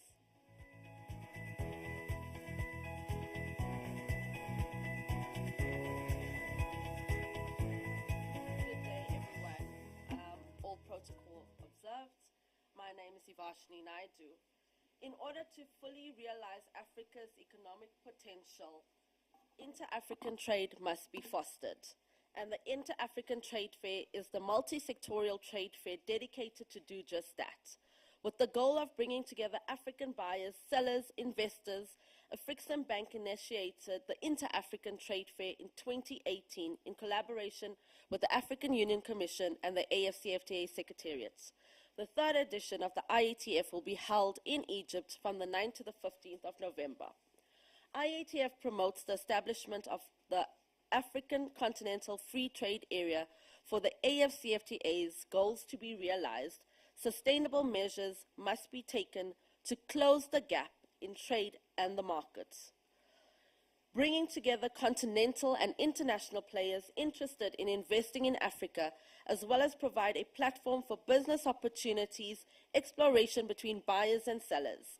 We facilitate commercial networking and the creation of new prospects between business and governments, disseminate data on the inter-African trade, investment and markets to help solve problems and promote growth, and to provide more information regarding Afrexim Bank initiatives, trade finance and trade facilitation interventions.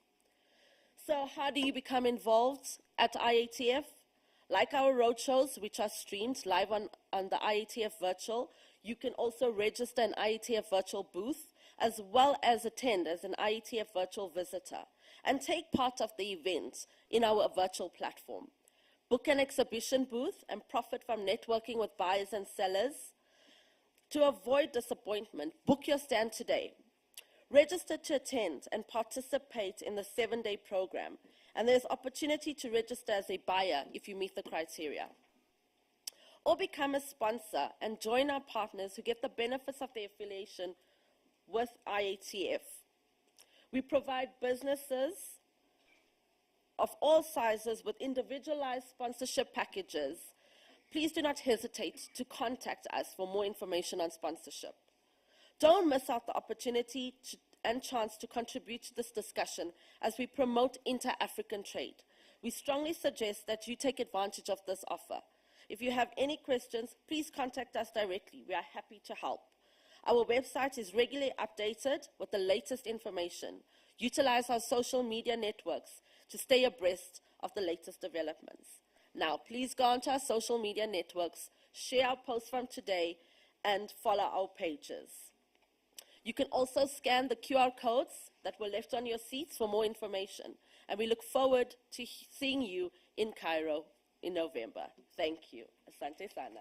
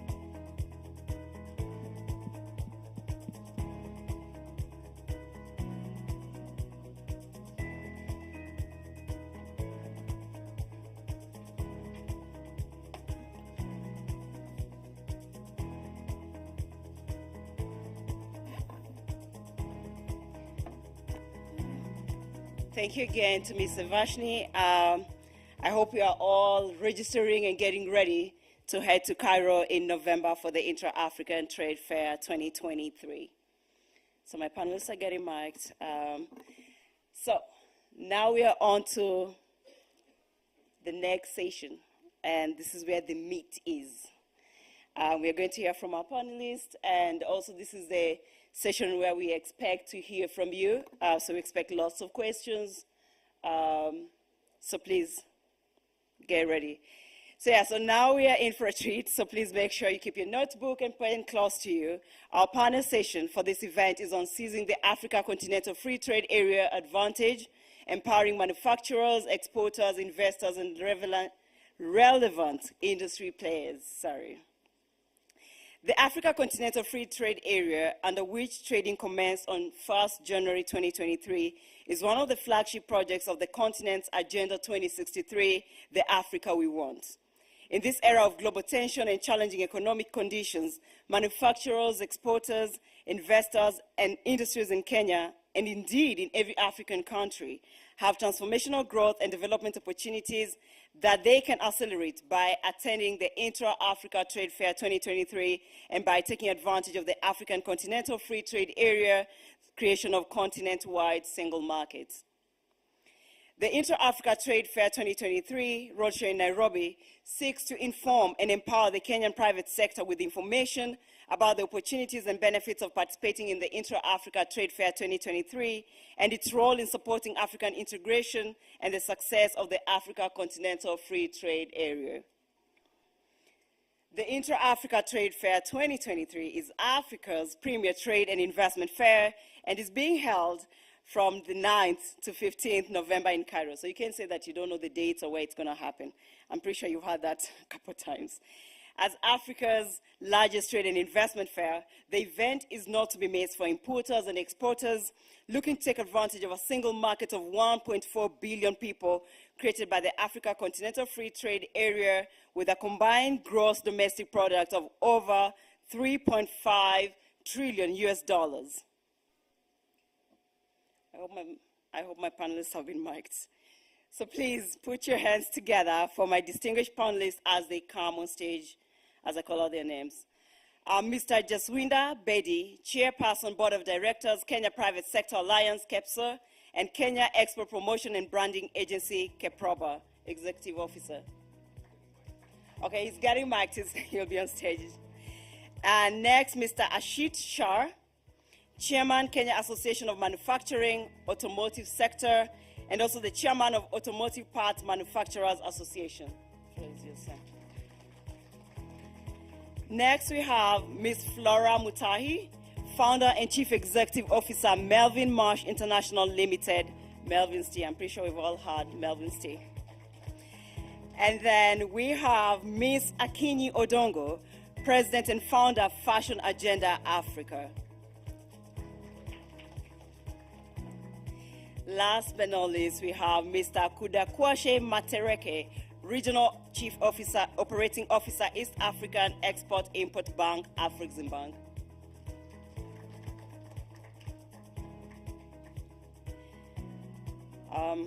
We intend to have an interactive 45-minute panel session, after which we will open up for the questions and answers session. I want us to get as much out of this session, so let us be mindful of time and go straight into our interventions. A round of applause. Thank you, thank you.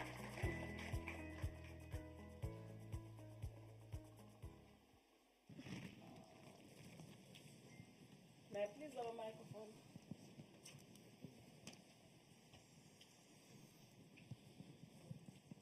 Maybe you need to be mic'd. Viva Africa, viva! I'm getting mic'd.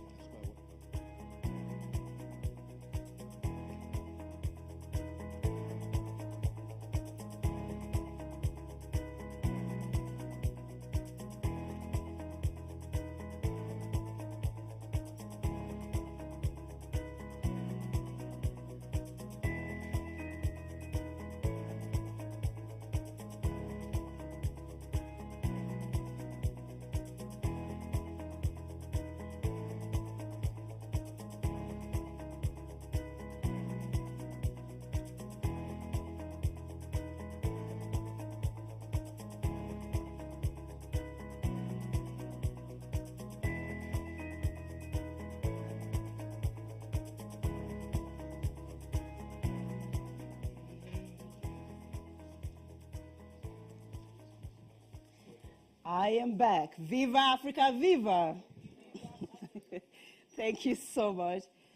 Yeah, Mr. Jaswinder, as the chair of KEPSA and KEPROBA, you have a full spectrum of the private sector space in Kenya. How are you ensuring that Kenyan companies learn and seize opportunities created by the Africa Continental Free Trade Agreement? Thank you very much for that question, and I think it's very apt for this audience. The truth of the matter is, yes, there's a huge opportunity out there. We're looking at 1.4 billion people on the continent. The combined market size for the continent is $3.5 trillion. Kenya is 100 billion out of that, so you can do the maths. It's a very small pie, a very small slice of the pie. And yes, to grow our economies and to make sure that we start thinking differently, we need to start thinking market diversification, product diversification, regional integration. There's so much that needs to be done, and especially when you look at the stats, they're totally discouraging because Africans don't trade with Africans. 14.4% is the trade number, Africa trading with Africa. So Africa largely trades with outside Africa. And I don't blame Africa in its entirety because obviously you see the situation. Our infrastructure doesn't support intra-Africa trade, and I think it was mentioned earlier on. But largely, if you go back into our history, rewind yourself 50 years, 60 years, I think our colonial past, the infrastructure that was built on the continent was more extractive. What can we take out of the continent to Europe or our colonial past? And so that is largely raw materials. So when you see the infrastructure, whether it's copper in Zambia, you know, the railway line is built to take goods out from the mines. If you look at cotton in Mali or Burkina or Uganda, so our entire infrastructure is extractive base. Gold, South Africa, or diamonds, it's all extractive. It's in to out and not in to in and out to in. So we have a serious problem with infrastructure. I mean, I know in my own business, I was trying to buy some fair trade cotton from Mali, and the delivery time was 5 months. Why? It had to go to Singapore before it comes to Mombasa. And so it just doesn't make sense in terms of logistics. The world is moving. Everybody wants speed to market, and speed to market can only be driven if we have connectivity on the continent. If you look at the air option is also extremely expensive because of the various taxes that are involved in the various countries. And we are looking at, 55 countries.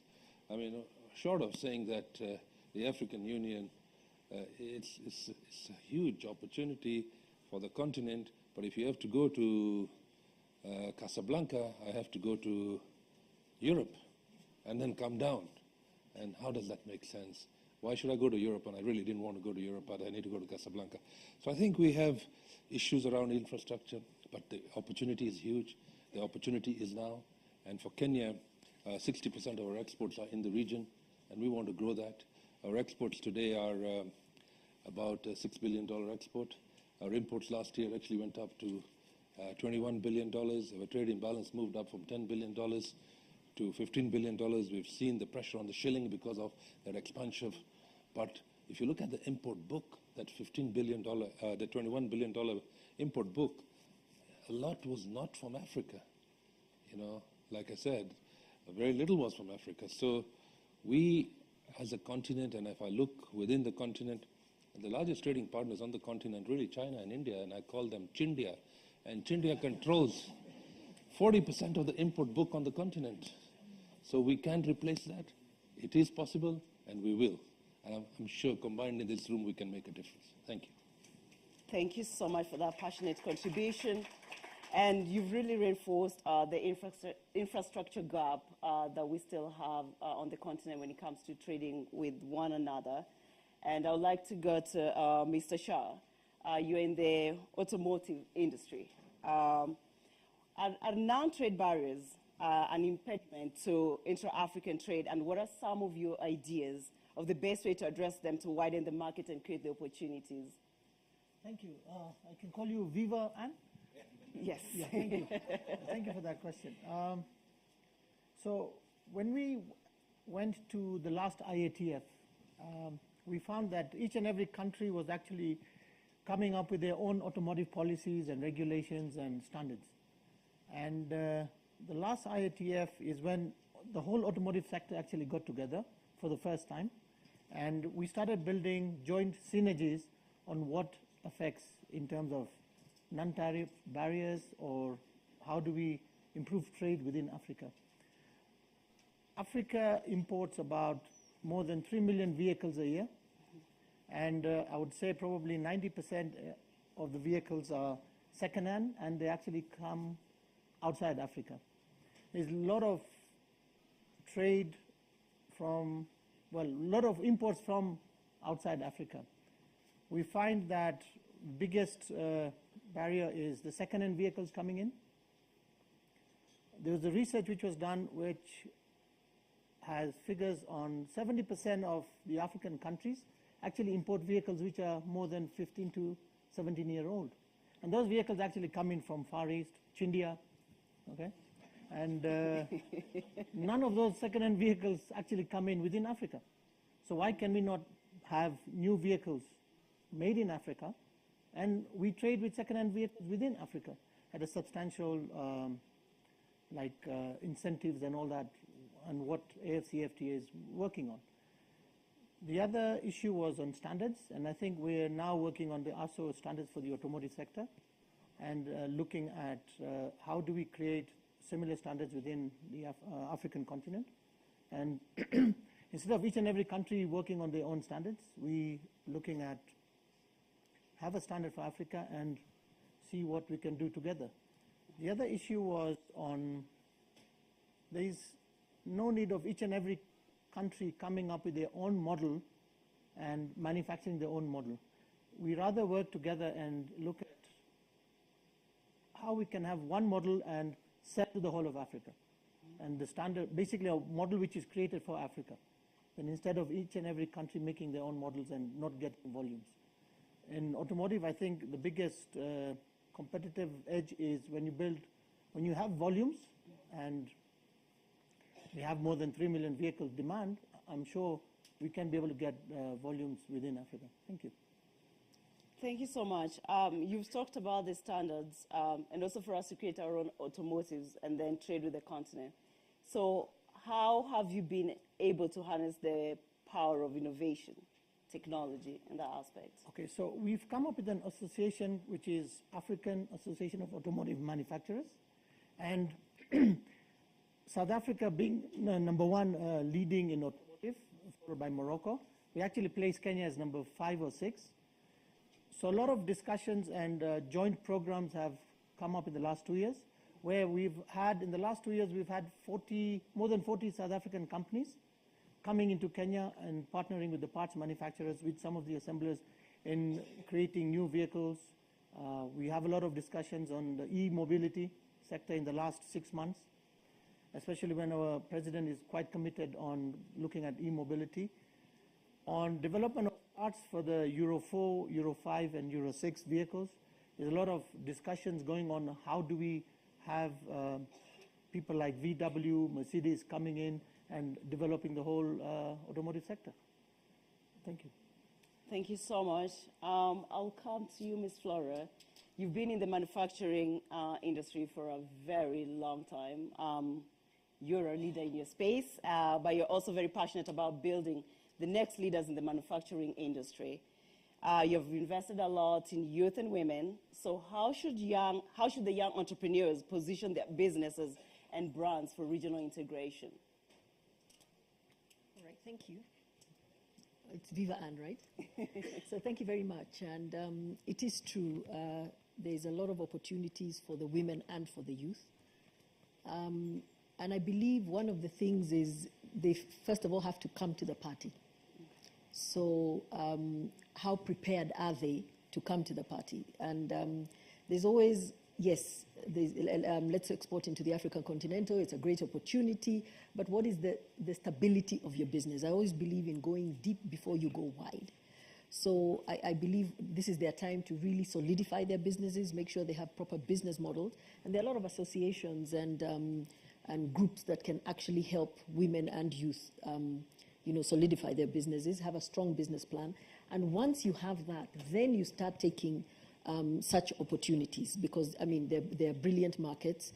I think the doctor who was here earlier said that there's this whole supply chain, I would call it a push, because if I supply a big brand that actually is going onto the continent, they will build my capacity and they would help me to go there.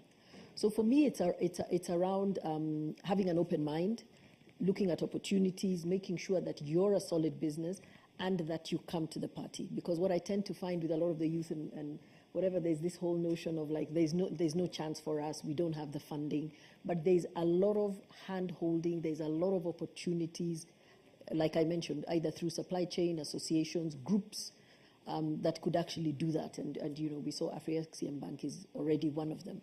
So there's a lot available, and I think they do need to take the opportunity. Okay, thank you so much for reinforcing on the importance of scaling. I'm just still going back to you from your story, right? Building Melvin Marsh International Limited. What are some of the challenges? Because yes, you started, and then you've been able to build this recognizable brand. So, what are some of the challenges, and how did you overcome them? More so when it came to intra-Africa trade. The challenges, I say, for anybody in business, I call it the big A. Because let's begin with, do I have access to the knowledge to what do I want to make? You know, do I have that information? You know, there's the universities, there's research centers, or perhaps you've worked in a business, so you have that. From there, you move to another access of, labor. Do I have the right skills? Can I employ the right skills? Can I afford the right skills? Because what you tend to find as a growing business, you always need the next level. So the ones who are trained by somebody else maybe now have reached a stage where they're not good enough for you. So access to skills. Of course, access to finance. How do you access finance? And especially if you speak of women and youth, how do you access finance without a lot of collateral? Right now, I must say, I've done my business 27 years. I was the champion of bouncing checks. I would make commitments that I would not keep up because I needed to grow.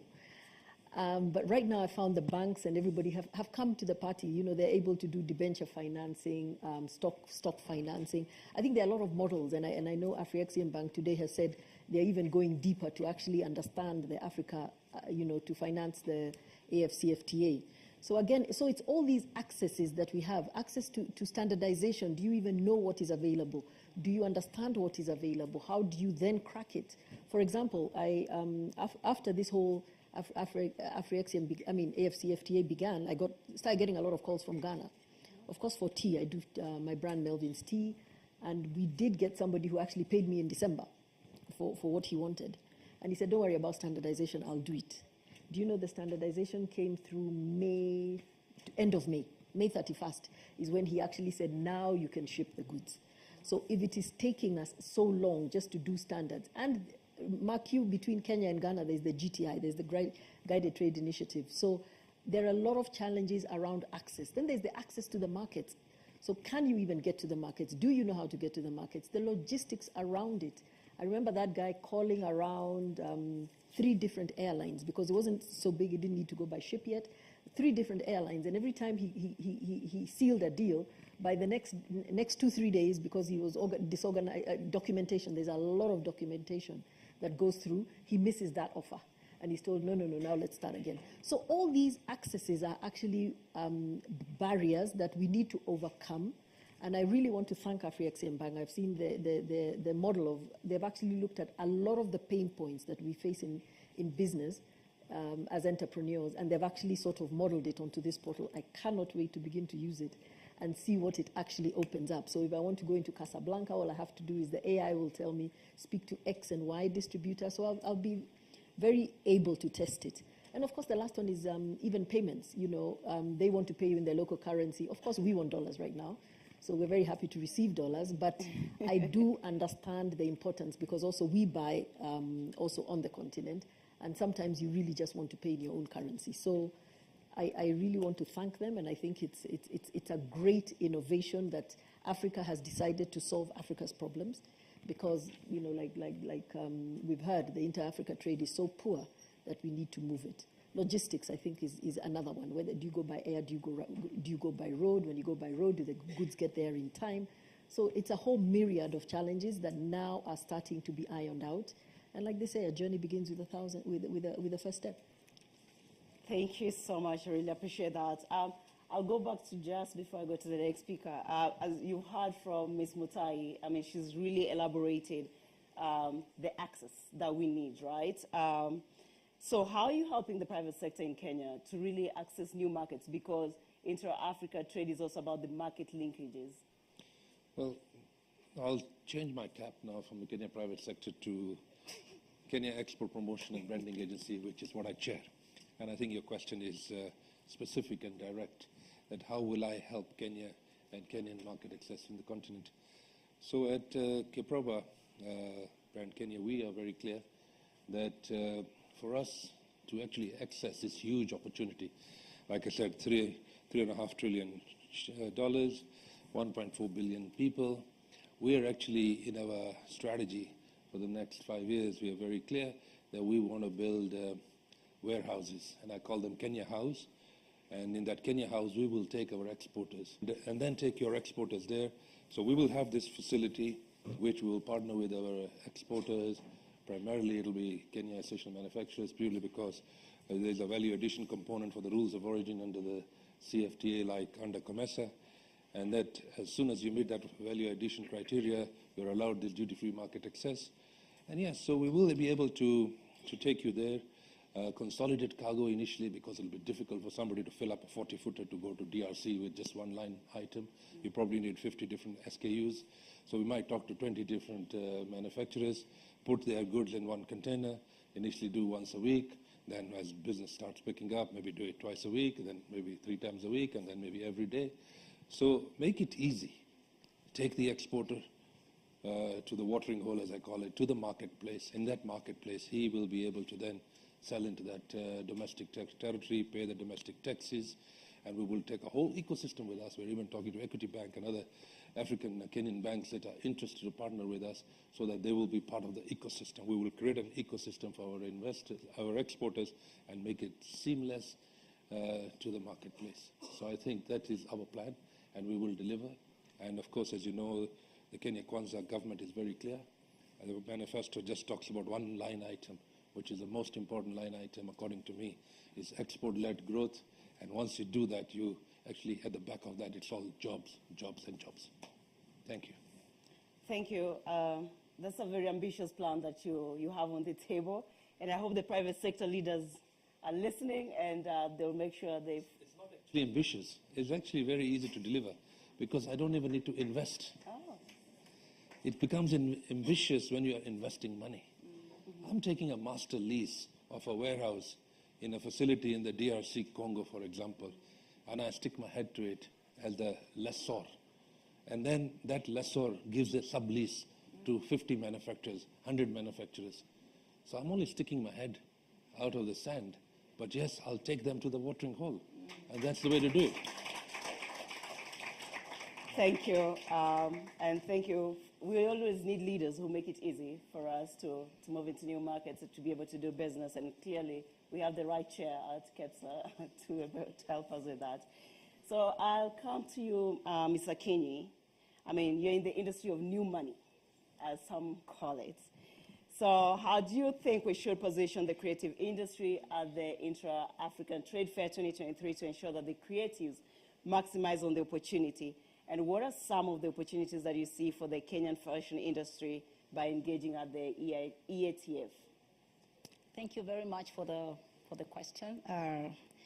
Firstly, I would like to say that the creative industry is an industry that hasn't been looked into deeply. And I'm glad that Afrexim Bank has really looked into it. And just hearing from the story of Under a Tree to where we are right now. I was able to attend the last one online, and also was present at the Roadshow the last one as well.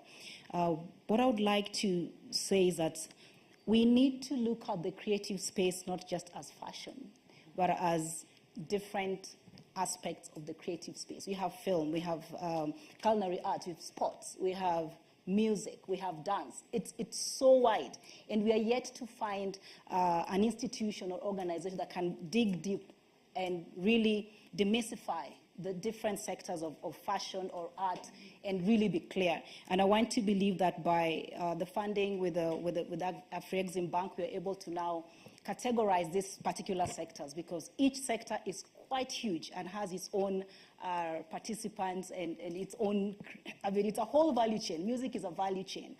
Fashion is a value chain. Culinary art is a value chain. And if I take an example of fashion where I'm at, is where I look at farm to fashion. It's not just the clothes that I make. It's from the farmer, the woman in the village. It's from the youths who are down there. And some of the things that we need to look into, if you go to Cote d'Ivoire or most of the African countries that really look into the cotton value chain, you realize it's the older people who are actually the farmers and in the fields doing fashion. So how are we able to really have this conversation that we are able to have, even the younger generation getting into farming, from farm to fashion, so that I can be able to wear an outfit that I can trace, because also traceability is quite important right now for us to trace where is the product coming from. We can trace this is from Maina in a certain village, and we are able to trace that from the thread, from the cotton and all that. And just sitting here on this panel, I'm glad that I'm also with my mentor on the panel. And I get fabrics from Jazz, his factory in Nakuru. And we can be able to trace from the cotton and then the way the spinning is done to the fabric to the end. So how do we translate that to even the younger people? Because Africa is not just the next big thing, but it is the big thing. If we look at whether it's architecture or any aspect of creativity in the world right now, is all the inspiration is from Africa. But the saddest part is that we as Africans have not really stepped up and positioned ourselves and taken up this space and say, we own it. Let's be the ones to speak about it. Let's be the ones to position this. So I think for me it's to see how we are able to also work on the whole sector and maybe be very sector specific and see what are we building from the whole value chain of each and every creative sector. If I take an example of the fashion industry, Africa is a space where we do not have our own measurements. We still use either American measurement, European measurements, and it's something we forget. I mean, we don't even think about it. And it's time for the bank to invest if there's money. I mean, we have designers and creatives across Africa who can be put in a room and can actually start working on this. And we can create the first African sizing because we are very different. My upper part and my lower part is quite different. I'm a size 14, size 16, and we are just blessed that way. So if we can just appreciate we need to appreciate ourselves and be proud of ourselves. So this is a challenge that I'm throwing to the bank. With the money that you've set aside, we have amazing creatives across Africa that we can bring into a room and start this process. What do we need to do? Who are the organizations that we need to work with so that we can finally come up with a measurement for Africans by Africans? And also the open market. We'd like to have the open market for all of us, for the creatives. And when I speak about this, I'm very passionate about the creative space. Oh my God. We are small businesses. You will find that most designers would be employing about 2 to 3 employees, or even up to 10. Collectively, if you look at Kenya, I was a former, I've served in the Fashion Council. I took part in the formation of the Kenya Fashion Council, and I served for 6 years. One of the challenges that we have, we didn't even have the database, and a number of data has been collected. The fashion industry in Kenya has been the most researched industry in this country. Yet, all those documents are sitting somewhere on every shelf, whether it's World Bank, whether it's all these organizations doing all this research. So it's high time that we start picking also. We don't reinvent the wheel. How do we pick these things from the shelves where they are and implement what has been suggested? Something like IP. If there's a continent that has been abused, it's Africa. And I think also with colonization, and also we haven't really taken up our responsibility as a people to own and value what we have. Africa is the place where I'm seated right now. There's gold under here, and I'm not even aware. But someone else will come and find gold and then map it out and say, bring down this building. So what are we as Africans doing? Are we really appreciating what we have and supporting each other? And before we even go further to the boundaries of each country, even within us, as a small sector, even around 10 designers or 10 musicians, you find that we don't really collaborate and support each other and work towards a goal. I think it's a mindset shift that we need to have as Africans creatives, that we need to work together and see how are we building each other instead of tearing each other apart. I think that's a point that we really need to take into action. And with your support, I think matters of IP are very critical. We are losing a lot of our art, not only in Kenya, but all over Africa. It's time that we need to have more trainings on owning our space and owning what we have.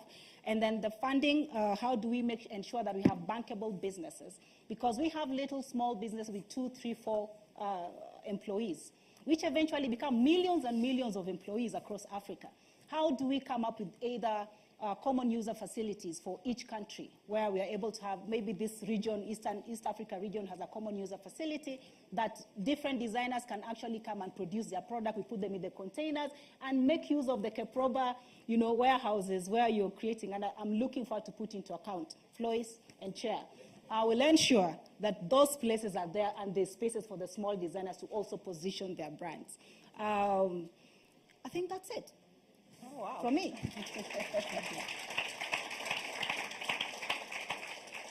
Thank you so much for your passionate contribution. You've touched on a lot of key issues, and I'm pretty sure the Executive Vice President has noted them too.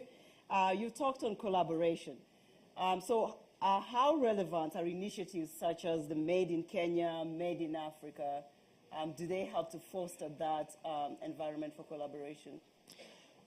When you talk about Made in Kenya, and I'm glad that I was part of the team that was prepared the Made in Kenya initiative for the government when I was at the Fashion Council, and with Keproba, Kenya Association of Manufacturers, and we did come up with a document.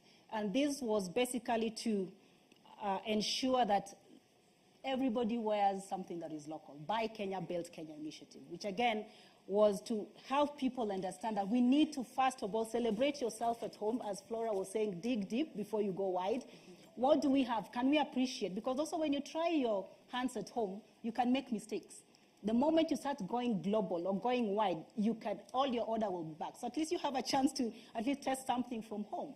So this was an initiative that still continues and it is working. It has worked. All of you in the room, are you wearing anything local? Raise up your hand. Yes. All those wearing local, let's clap for the ones wearing local. If you're not wearing local, you're not building Kenya. And we want to, and Flora is reminding me it's a Friday initiative. No, we need to wear Kenya every day. and sometimes we even had an issue where what does it mean to buy Kenya, build Kenya? It's not just the printed African material. It could it could be an earring you're wearing. It's made in Kenya. You're wearing a made in Kenya. It could be a shoe. It could be a bag. It could be a bracelet. I think we have done very well with the bracelet all over the world. So it's just what every day as you walk out. And that's something that has sunk because I came up, we were part of that document. Every time I'm in the supermarket, I'm reminded, Melvin's tea. I'm conscious about what am I building? Am I putting money into a Kenyan pocket? And that's what we need to transfer to the African continent as well. So I can talk the whole day, so let me shut.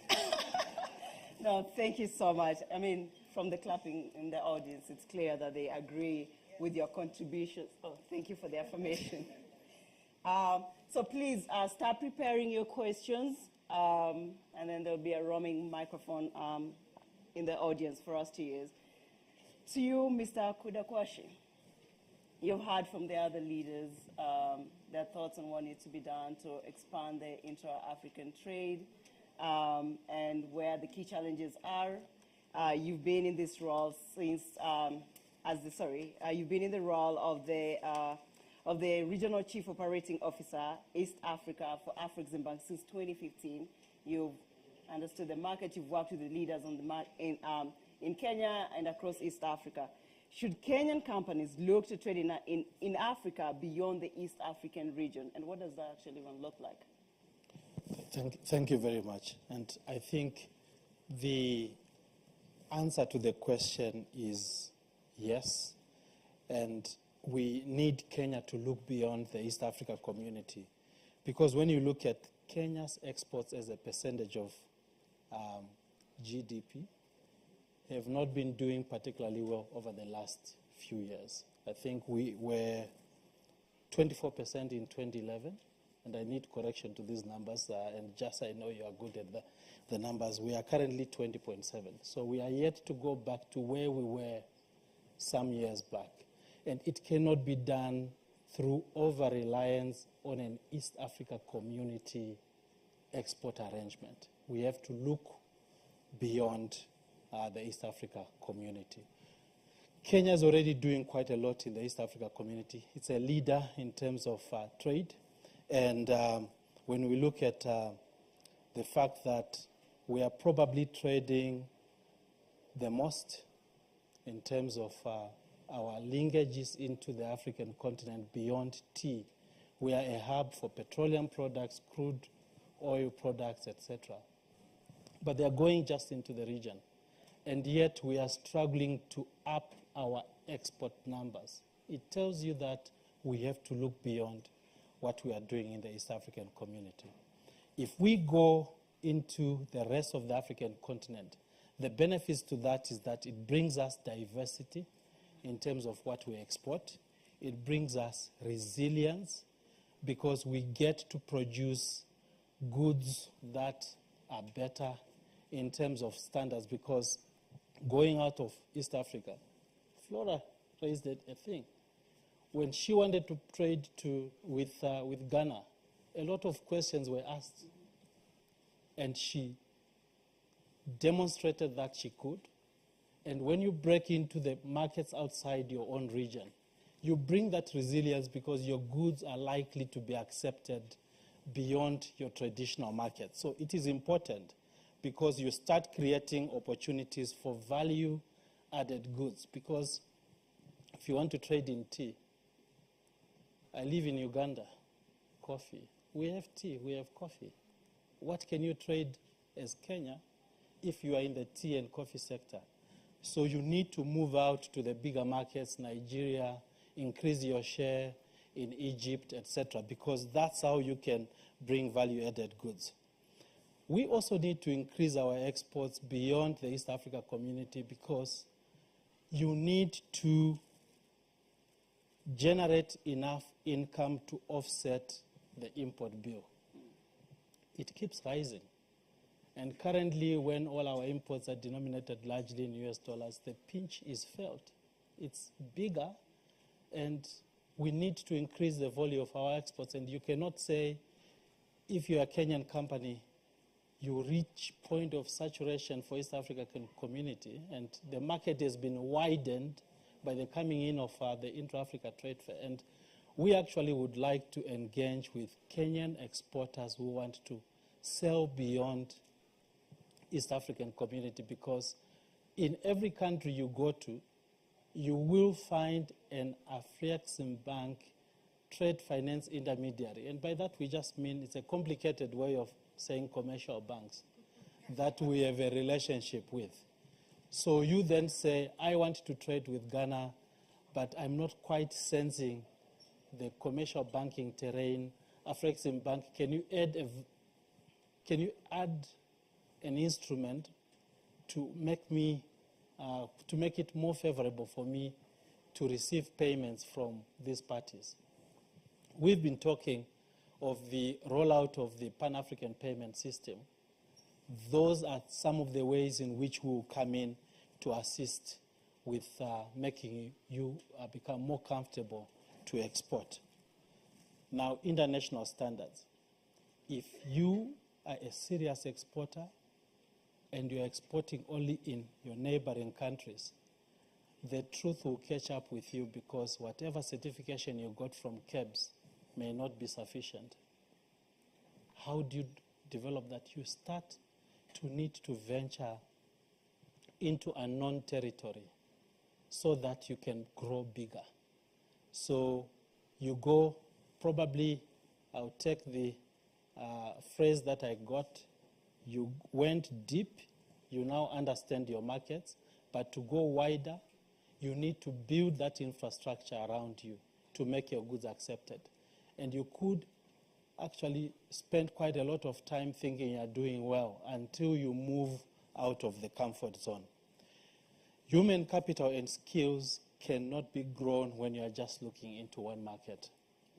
To develop the skills, to develop the expertise, go wider, and there is space for Kenyan enterprises to do that. And that's how also we get our MSMEs to be involved in what we do, because it creates a wider base for everyone to participate. So there is all the right reasons for Kenyan enterprises to look beyond the East African community. And the FCFTA, the FCFTA provides such an opportunity for them to grow the African market wider and become more relevant. Probably those are the points that I could give for giving reason why Kenyan enterprises need to look beyond the East African community. Thank you so much, Mr. Kudakwashe. So you've talked on the benefits of Kenya expanding beyond the East Africa region. Yeah. So coming back to Afreximbank, right? Excluding the trade finance, which of Afreximbank's interventions, initiatives and programs aid the Kenyan private sector to grasp the benefits of the Africa Continental Free Trade Area? Some of them have been mentioned. I mean, my colleague spoke quite at length about what we are doing in the space to improve intra-Africa trade. But I'm thinking we need to industrialize, and to industrialize we need to give an opportunity for manufacturers to produce or to value add the raw materials of goods that are made in Africa. We are working very closely with the Ministry of Industry and Trade to expand our integrated industrial parks so that they can, investors can come in, operate in the industrial parks, and give them the capacity to expand. We have done this with some partners like Arise Integrated Industrial Parks in Gabon, in Cote d'Ivoire, in Benin, where you can see us moving wood into furniture for the export markets within the country. Some of these countries like Gabon were notorious for exporting raw timber, but now it's not the case anymore. People are manufacturing within the industrial parks, bringing in value-added products into outside, which are ready for the export markets. We are looking at doing similar things in Kenya, and we have made our propositions.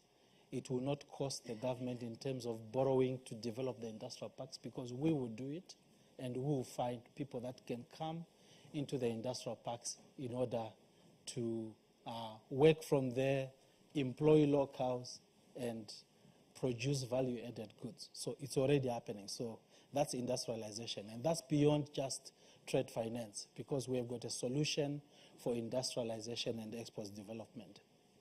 The second point that I would like to raise is exactly what everyone on the panel spoke about: quality.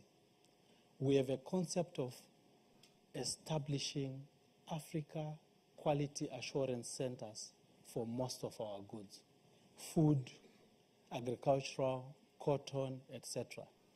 We are in discussions currently, and I think it was alluded to, what we call the AQAC programs, Africa Quality Assurance Centers, where you set up a center working closely with the authorities in the country. Goods that come out of the region, say East Africa, when they get stamped that they've been certified for export markets from that center, they should then be acceptable to go to any country or any market there is, because they have this quality assurance certificate which demonstrates that the quality coming out of that conforms with market standards to the receiving destination. So imagine we had such a center for East Africa for our tea, avocados, which I hear are notorious for being rejected.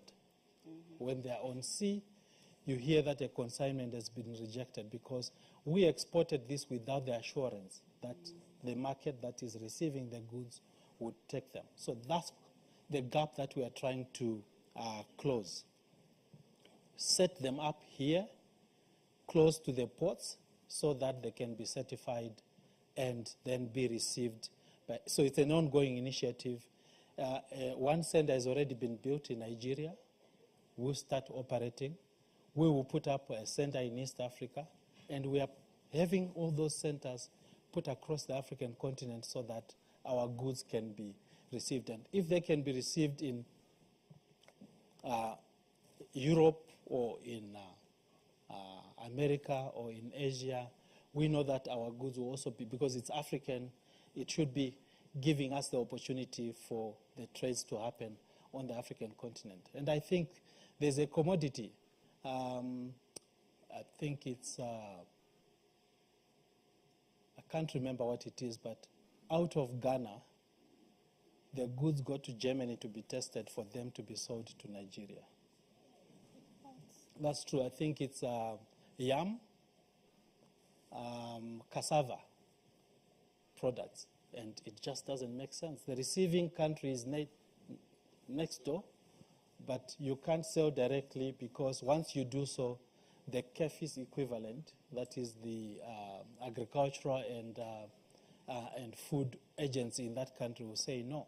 So we need to set these ones up on the African continent to avoid such challenges, and also to prepare us to trade under the FCFTA, because we have not seen much. There will be a lot as people try to get into markets.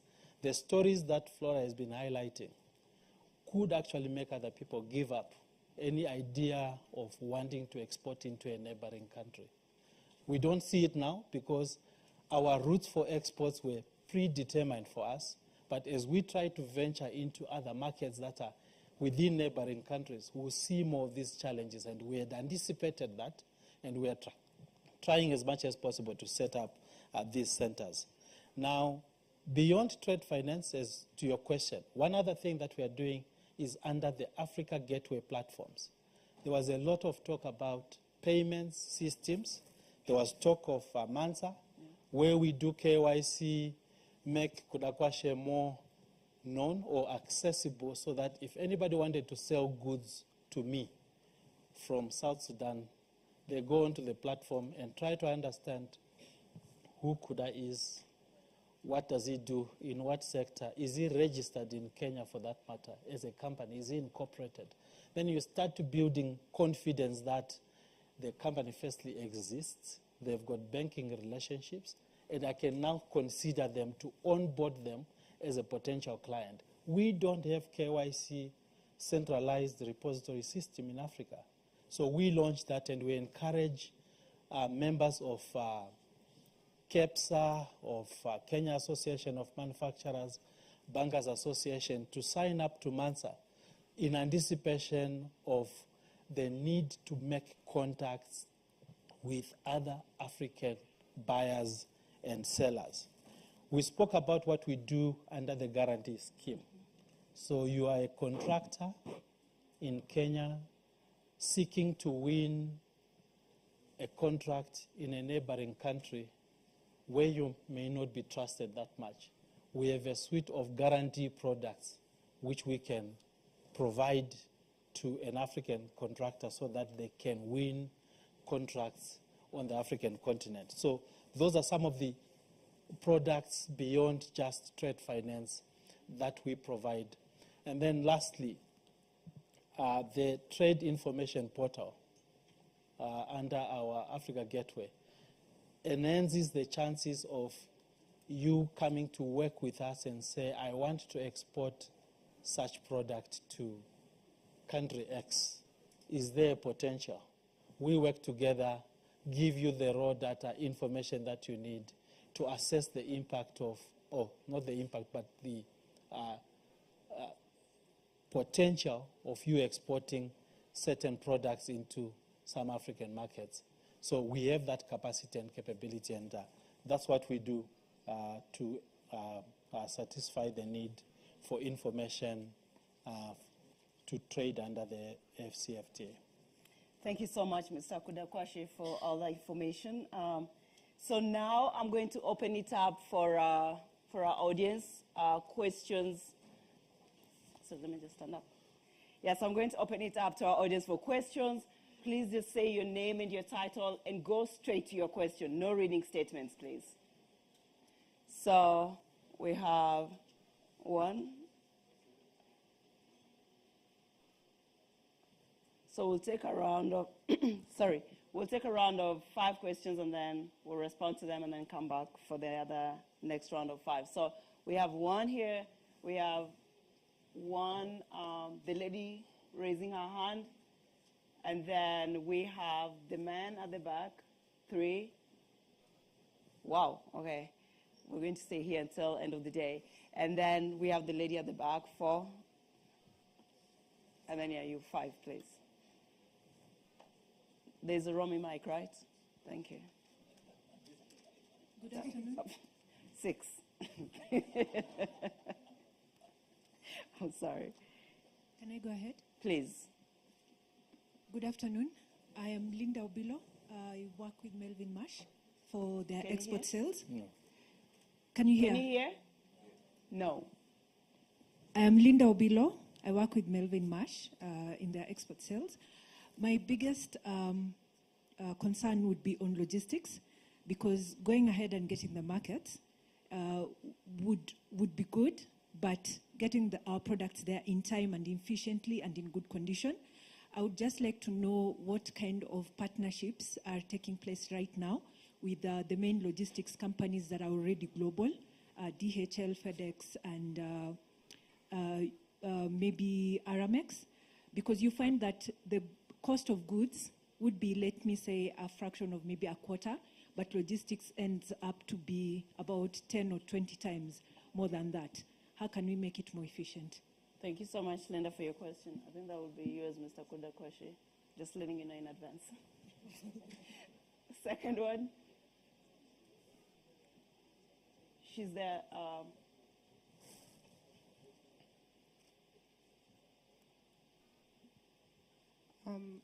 Hello. Hello. Can you hear me? My name is Apondi Muga, and I work with Rialto Fashions in Nairobi. And first of all, I'd like to thank you for the very insightful answers to the questions that were asked. And my question would be to Mr. Bedi about, I'm here as a spokesperson for the youth, being one myself. How do you think young people can brand and present their products to ensure visibility and a definite erase of Western influence in the product presentation in Kenya? Thank you so much, Apondi. The third one was a guy. Thank you. Thank you so much. My name is Maina. Mine is a quick question to Afrexim Bank about the PAPS payment system. So I just wish to understand how different it is from the normal, the normal systems that we have, because if I have my Visa card today, I could maybe travel to Egypt or wherever and still withdraw the cash from the ATM in the local currency. So I wish to understand when I'm paying someone or when I'm receiving payment from through the PAP system, how different is it from the normal systems, and who decides the rates and the exchange rates and the rate at which that amount will be transferred? Thank you. Thank you, Maina. We have a lady this side. Good afternoon, everyone. My name is Conchita Lilian. Oh, can you hear me? Now, yes. Okay, so my question is to Ms. Sakinyi. Unfortunately, I'm not hearing made in Kenya by Kenyans. This is because if you look at it quite well, made in Kenya by Kenya is much more costly than imported items. So what are the regulations or plans to make sure that I can be able to wear this from Monday to Friday, not Friday only? Thank you so much.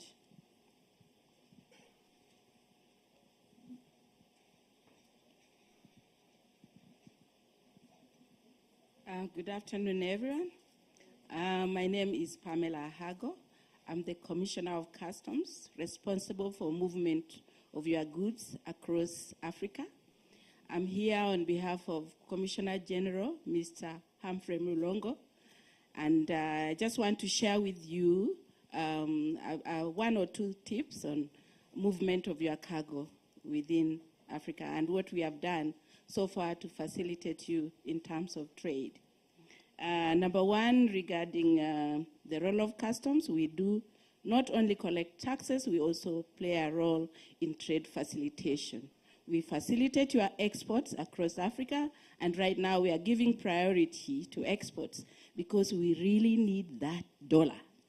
So when you come and you say you are exporting, I'll run, and I'll make sure your goods go. So that is the level where we have reached, and we are there. For COMESA, we are already implementing the regional bond, where you are able to move your goods with only one single bond across Africa. We are working with other partners to ensure this is implemented to the letter. It's already working in COMESA, and Egypt is a member of COMESA. So be sure you'll move your goods to Egypt with one single bond. That is already there working. We call it RCTG, Regional Customs Transit Bond. It's there. Then we are riding also on one-stop border post, the OSBPs, and we have quite a number in the country, from Malaba, Busia, Isebania, to all that. We have them. And in this one-stop border post, as much as we are facilitating you to use one transit bond, we are also facilitating you to just have one stop at the border. When you reach the border, you'll be seen by both Uganda and Kenya customs seated together. When you cross the other side, you don't have to be stopped again. You just move. So that concept is there, and if we adapt it to implement it in Africa, it will go a long way in facilitating movement of goods across Africa. Finally, for you to export to this African country and also COMESA, we are facilitating you with certificate of origin. It is issued at customs. Once you manufacture your goods, they must qualify, and I'll give you the certificate to make you enjoy duty-free facilities as your goods move to the other countries. Under AFTA is there, and also under COMESA it is there. So for me, as customs, we are ready to work with you, we are ready to facilitate you, we are ready to educate you anytime on these issues so that we can move Kenyan goods. We need the dollar. Thank you so much. Thank you, Pamela, for that valuable contribution. So that was a contribution or a question? Yeah, I'll try and ask a question. My name is Ben Roberts, Liquid Intelligent Technologies, also chair of ICT Sector Board in KEPSA in Kenya. So I get upset when I hear people talking of lack of infrastructure, because in the digital world, we've basically done the infrastructure. The Zim border that Gaynor was talking about, we did 15 years ago. 5 years ago, we were ICT cabling from Cape to Cairo. Now we've got Mombasa to Kinshasa. So we've done the infrastructure. Yet it's obviously making a difference to traditional trade, and these platforms from FXM are trying to boost traditional trade. But in this creative space, in the digital space, we can do it right now, right? Everything is done, digital music, digital video, everything is digital. So it seems that we're actually talking more about regulations, new regulations to block trade of digital assets than we are to just do it. So I think we could move faster. So maybe it's for FXM and for Kenya. How do we move faster in creative, driving creative space, driving the digital trade of creative assets, digital assets? Thank you so much. So I'll go back to my panelists. So we'll start with Linda's question on logistics. Thank you. What I wanted to understand from Linda, are you referring to the logistics with respect to the exhibition that is going to happen in Cairo?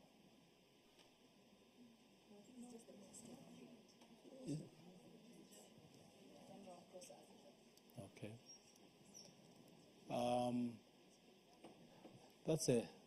That's a difficult one, but I think I would like my colleague to come in because he's more on the facilitation side. So again, more can take the question relating to what we are doing in the logistics space to make Please the get to the movement mic. of goods more friendly.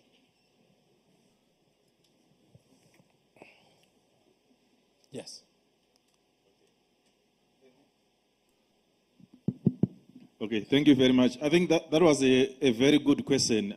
We are fully aware that logistics costs are one of the major challenges in Africa. I think Yas talked about that as well. And we've mapped the entire continent, and we've actually seen it that it's a major challenge for the manufacturers, for the consumers, especially even for the small SMEs who are actually trying to make it in trade.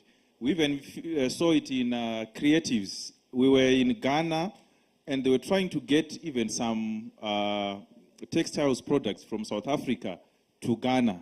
They didn't arrive it took more than a month.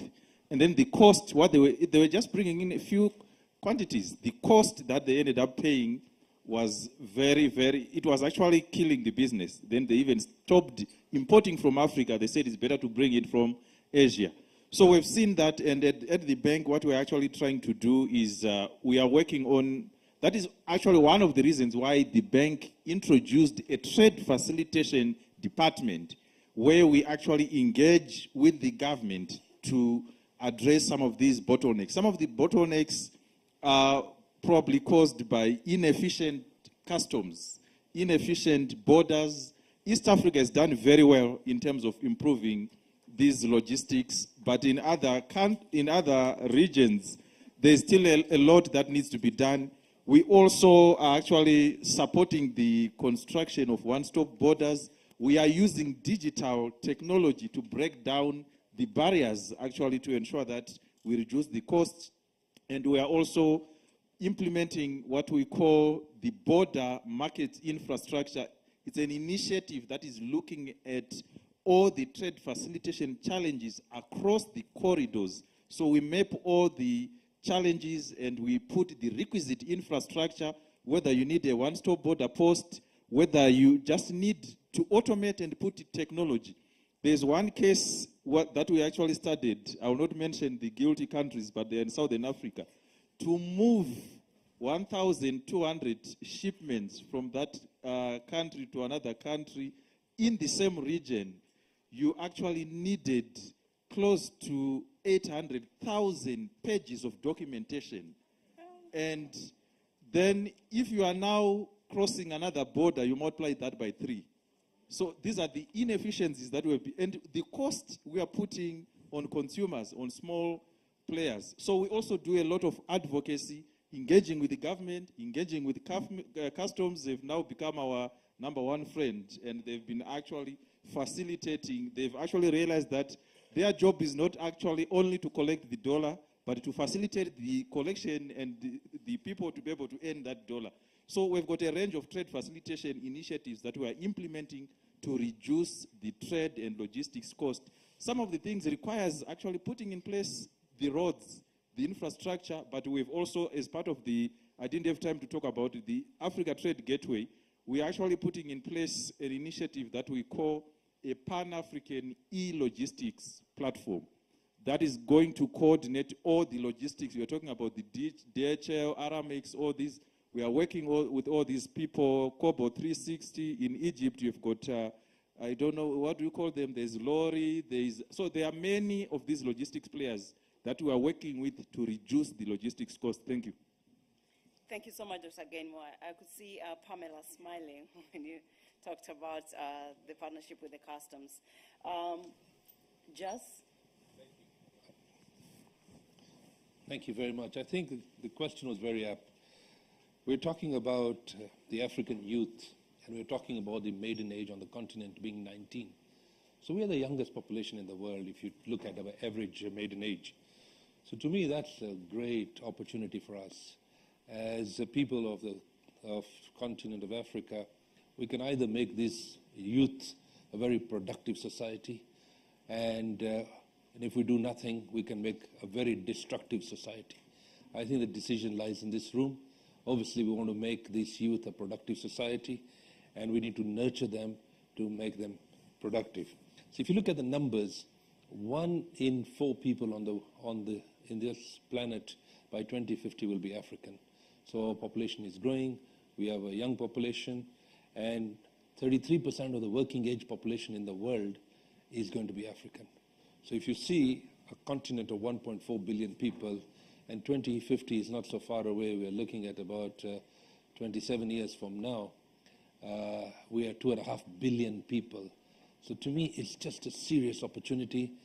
A young population, not aging, all they need to be nurtured. We brand them to a productive society, which it can happen. And yes, we've been talking about trade in goods all morning, and the presentations that we've had so far. And yes, Ben brought in a dimension of trade in services. And do we have the same logistical nightmare in trade in services? Maybe not. But trade in goods, yes. So that optimum blend between trade in services, which you saw with M-Pesa disrupting the world, and that was an invention out of Kenya. So we could also be very disruptive. So the point I'm making is, yes, we need to create the jobs for the youth. We need to make sure the youth are employed, and we need to nurture them to become productive. Otherwise, it's not so difficult for this youth, if they get very destructive, for them to swim across the 8 miles in North Africa from Gibraltar to Europe and to become a single biggest problem. We've seen the migration that happens from Tanzania to Kenya with the wildebeest. It will not be any different if we don't nurture this continent to a productive society. Thank you. Thank you so much, Jas. Round of applause, yes. Could we on PAPS? On PAPS, I think my brother oversimplified the way things actually go. That you take your card and then you withdraw money and that's it. Because you notice that if it happens in a local situation where you have an account and you have a card and you go to the ATM, you withdraw money. Try to do a cross-border transfer and in a formal process. That's when you realize that there's a big challenge. In fact, if what you are saying was that easy, we wouldn't be having banks today who are failing to make a transfer for imports through the normal channel, where you go as an exporter with import documents and you say, I've got an invoice, I need to pay somebody in Egypt, and you are buying tiles or whatever to build your house, and then you are told by the bank there's no foreign exchange, number one, or alternatively that you don't have RIMA exchanges with the party that you are trying to deal with. We are currently struggling, and I think that was something that was mentioned a few months ago, where Egyptian banks were also struggling to remit dollars for tea exported out of Kenya. What are we saying about PAPS?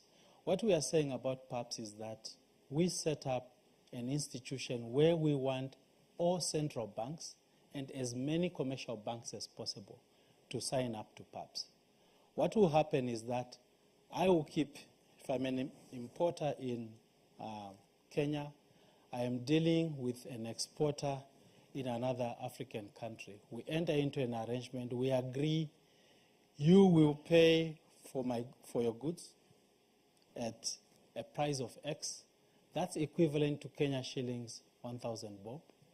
And you in Egypt, you will receive in Egyptian pounds. You simply walk into your bank, send an instruction for your account to be debited by X amount from your account, and the party buying your goods that is supplying goods to you in Egypt is expecting to receive Egyptian pounds. The issue here is the settlement.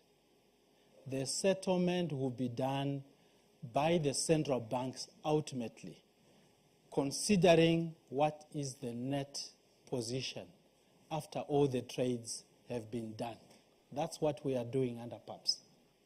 That's the long and short of it.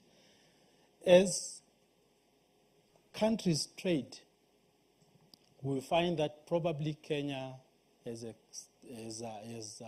bought goods worth 1,000, and the other party has also traded goods worth 1,200. You are settling the difference between the two at the settlement position. That's what we are doing under PAPS, and we think that the burden of the settlement and the finding of foreign exchange should not be left to the trader. Rather, it is that of central banks to settle. Currently, central banks are doing it, but how are they doing it? It actually means that to settle the position of goods traded between Uganda and Kenya, the two central banks have to have each other's currencies in their accounts for them to do the payments. That system can work, but we don't think that it can be used as an Africa-wide way of making settlements for cross-border trade. So that's what we are trying to solve under the Pan-African Payments Settlement System. So I think I thought I should clarify that point so that it's a bit clearer. And you can also check, and if there is anything, I'm willing to address any questions relating to PAPS. If there is something that we can do to make the PAPS information more accessible, we can link you up to the PAPS team so that these questions on the actual mechanics can be addressed. I don't know if there's anything else on PAPS. No. Thank you so much, Kudwa. Akinyi, on the regulation and also the digital infrastructure. I think the question that was directed to me was the cost. The cost of locally made products that they are quite expensive and not affordable. If you convince someone that Akinyi's hair is all black and they haven't seen me before, they would believe it until they see me and then realize, oh, it's actually gray and black. I'm just trying to use that as an example of there's something called market segmentation or target market. If I wanted a shirt worth 500 shillings, a new shirt, I'll be able to find it today in Nairobi. If I want an outfit worth 50,000 or 30,000, I'll be able to find it in Nairobi. So it's all about what is your target market? So this is a question that has been, every time when we were doing the Buy Kenya, Build Kenya strategy, most of the people are like, we cannot afford to buy things that are done locally. They're quite expensive. But then the question would be to you who is looking for that product that is made locally, where are you looking at? Are you going to a place where it's within your budget or within your pocket? If I paint a picture of a designer, what the process that it takes to create an outfit, especially when it has details. And if you look at the pricing, you'll find that a shirt that is just simple, cut flat, front, back, you may buy it at 500, 600. You find a shirt that has got pin tags, button stand, buttonholes, pockets. It cannot be 500 shillings because there's work that has gone into it. A designer will do pattern drafting, which is architecture or fashion, if I may put it in a simple version. They'll have the pattern drafting, they have the process, they have a team, they have two tailors, one tailor. I mean, it takes so much time to produce one shirt, and then we are working one shirt versus 1,000 pieces. So if you're producing one shirt, you can't sell it the same price as someone who's producing thousands of shirts, mass production. So you just have to identify your market, know what fits your pocket, and go for it because it is available. You can find the cheapest outfit locally. You can find the most expensive outfit locally. So let's not make an excuse. Buy Kenya, build Kenya. Buy Africa, build Africa. Thank you so much, Akinyi. I know there's so many hands in the room for more questions, but we are running out of time. We are, yeah, so, okay. I'll be biased because you brought me water. But the panelists will still be around after the closing remarks, so you can reach out to them, ask questions, get their business cards. This event is also a networking event, so we need to network with one another and not just the panelists. There's a lot of wisdom in the room, in the audience too, so please take advantage of that. My name is Peter. I'm a data scientist at Oxford Aptitude Limited. This is something that we haven't discussed about, and that's energy. Now, energy is a very serious thing. I want to give an example. Energy in China today is 0.7 cents. Assuming the inflation of China is around 0.99% or 1%. So it means if you convert in Kenyan terms, it's 5 Kenyan shillings per kilowatt hour. Energy in Kenya is 27 shillings per kilowatt hour. So let's take the example of Flora, the Melvin tea. If she's producing Kenya tea here today, it means she's paying 5 times more than the Chinese producer. Her tea will live here in Kenya, go to Singapore, go to Europe, before it goes to Ghana. Now, a Chinese tea will just take 2 weeks to here. Now, if I want her to compete China, and remember, the open market we're opening is not only for Africans, also for Chinese. So if I want her to compete favorably with China, how many years will it take? That's one. The second question is about automotive. Same thing with energy. For us to build our own, we need to mine, we need to melt our metals, we need to assemble them. Now, in Kenya, let's take an example of Mobius. Mobius imports 70% of its products. It uses only 30% from Kenya. So is it a Kenyan product or is it an abroad product? The second thing is driving policy. In East Africa, most of us are from colonial thieves. We drive on the right side of the road. And on the left side of the road, but we are right driven. Now, most of African countries divide rights on the left side and their right hand. We need to have that connected. I don't know what you're doing to make sure that, but worse is the speed. Now, if I'm driving in East Africa, the average speed is 60 kilometers per hour. If you add Cameroon in this equation, the average speed goes down to 40 kilometers per hour, 30 kilometers per hour. Internationally, we are moving at 90 kilometers per hour. Now, even if I produce today, my good is moving at 30 kilometers per hour. How long will it take to reach Ghana? So, and the last thing that we haven't talked about is sports. The last one. Sports. Now, you have to understand that sports is one of the biggest revenue earner for Africa. And the average age of African is 19 years. So even when you compare in Europe, the average age is 39 years. So most sports people who are going to play in Europe are going to come in Africa. But we have no, African team are very talking about it. We are like, we don't have enough stadiums. We don't have trucks. We don't have policy of transfer players. Like I want a player to come from Ghana and play in Kenya. We don't have that infrastructure. Thank you very much. I would want to talk more, but again. Thank you so much. I really appreciate. So what is the question? No, there's what. Because what you are doing, my brother, you are just giving. First of all, my question is, what are we doing to ensure that we reduce the cost of energy to be at international level where Flora Mutai can produce coffee tea without being worried that the foreign tea will come and take her market? Okay. I hope you are not trying to tell us that let's fix the cost of power before we trade between each other. Because, no, we cannot fix the challenges before we start to trade. We need to build all that as we trade. Because today I'm aware that every country has an energy policy that seeks to reduce the cost of power, the cost of a unit of power in every country. When we speak in Uganda, where I stay, the president of Uganda is very clear that he needs to build more hydro projects at a lower cost so that you reduce the cost of power over time. In Tanzania, recently we supported the construction of a major hydro project producing close to 2,000 megawatts.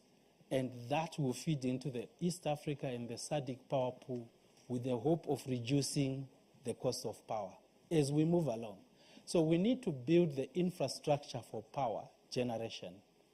And eventually, the cost of power will come down. But that should not be used as an excuse. I hope not. So I'm in agreement with you there. Can I just add something on what my colleague panelist has said? Let me just correct the statement on power.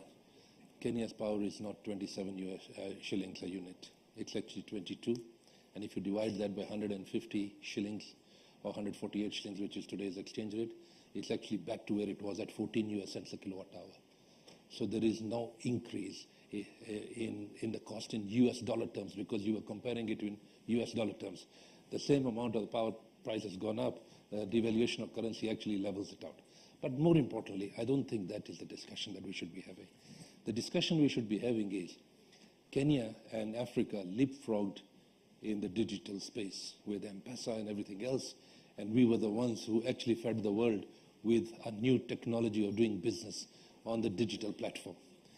And I think Kenya and Africa will one more time leapfrog the rest of the world with clean, green energy. Next week on Monday, we have the Africa Climate Summit. We, as Kenya, have 92% of our energy mix is renewable. No country in the world. Our president is clear. By 2030, he wants 100%.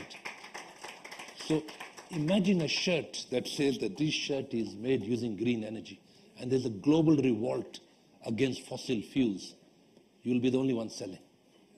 Look at it positively. Thank you. Thank you so much, Jos. One last point that he's trying to raise is that the differences that we may have in the African continent, as if it was such a big problem. I don't think so. If you look at America, it's very well integrated economically, but they've got different legal systems. I think we should avoid looking at what we are in the negative sense, because that's the mess. If you went to university students who are completing their degree in international business, they will come out quite negatively, thinking this dream of having a continental free trade area is far removed from reality because of the way you positioned how different systems may be. Eventually, these systems will integrate because, for instance, transfer policies that you are referring on football players. In COSAFA, which is in Southern Africa, it's very easy for a player to move from Zambia to play in South Africa because they've got a regional body. But one regional body, the challenge we are having currently is that one regional body is not talking to another regional body. So when you talk of moving from one region to the other, that's where the challenge is. That's what AfCFTA is trying to manage and to make it less of a problem. So I thought I would mention that because we need to look at things more positively, because we are not far away from realizing what we are wishing for. So we'll have you, and then yeah, allow me just to add two more things. It's also business is also a game of numbers. So remember, I was talking about access. So when I have an access to a bigger market, despite the power being high, actually the cost of doing business in Kenya, we had done, is almost 12% higher than global. But once I have a game of numbers, I'm able to divide, to spread that. So I'm able to amortize it, and I'm going to be able to do better. The second thing, and there was a lady, the Rialto lady brought that up, is about branding. There's no shortcut to brand building. If there's anything that we need to do more as Africans is to build strong brands. For me, that is my vision, to have strong African brands that go global. Because trading is easy. I can wake up today, I trade tomorrow, I've got good money, yes, but have I built a brand that can outlive generations? So that is something, and there's a whole IP space, a whole IP around that, but there's no shortcut to brand building, because then all of a sudden, like he said, you could charge whatever you want. You can charge what you're worth because you have a brand. And I think, let me add another one, is competitive advantage. Let's also take competitive advantage of our regions. Let cocoa come this way. Let tea go that way. Let cotton move where it's moving, like he said about the cars. So let's also use our competitive advantage to actually make this dream a reality.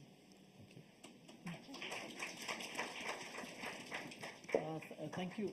So the other thing I want to say about, and add on what Just Buddy said, is 92% plus is green energy. If you compare Kenya and South Africa, the price of electricity in Kenya and South Africa is more or less at par. But they manufacture 560,000 vehicles a year and export 70 to 80% of their vehicles to the rest of the world. You might be importing a second-hand vehicle, but it's actually made in South Africa, probably go to Europe and come back to Kenya as a second-hand vehicle.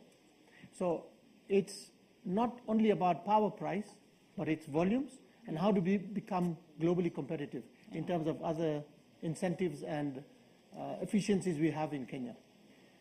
The other question you asked on Mobius, that 7% is imported, parts which are made locally and the rest are all imported. I want to give you an example of the motorcycle assembly regulations, which Kenya is the only country where we have the localization assembly regulations in motorcycles. We only started off with the first phase of 6 parts which were supposed to be made locally. We are today at 14 parts which are supposed to be made locally. The 14 parts have actually created direct jobs of 3,000 people which were never there before 5 years ago. But we created 3,000 jobs. We have taken baby steps. The 14 parts are less than 5% of the total value of the CKD value for the motorcycle. But we have started somewhere. But we cannot say that we can't do it because we are too expensive or we only have 14 parts which are made locally. You might be driving a motorcycle which is 93% from China or India, right? But at least the 14 parts are made locally and we've created 3,000 jobs. And if we take those baby steps, we might take 10 steps in 3 years and we might create 50,000 jobs to make that. And we started somewhere. But we can't neglect the fact that we need to take baby steps and start moving forward slowly. Thank you. Thank you so much. Distinguished guests, ladies and gentlemen, this has been a rich panel. And if we had the whole day, I think we'll continue having the conversations and discussions and just learning. I think it's a master class on intra-Africa trade. So please give a round of applause to my distinguished panelists for the exemplary work. Thank you. Thank you.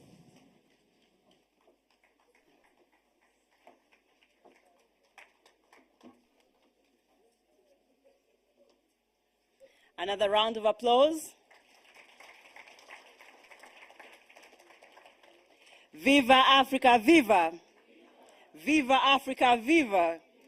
We are almost there. I'm very impressed that we still have a full room, so it means that we're doing something right. So our next session, we're going to have the Intra-Africa Trade Fair success story video.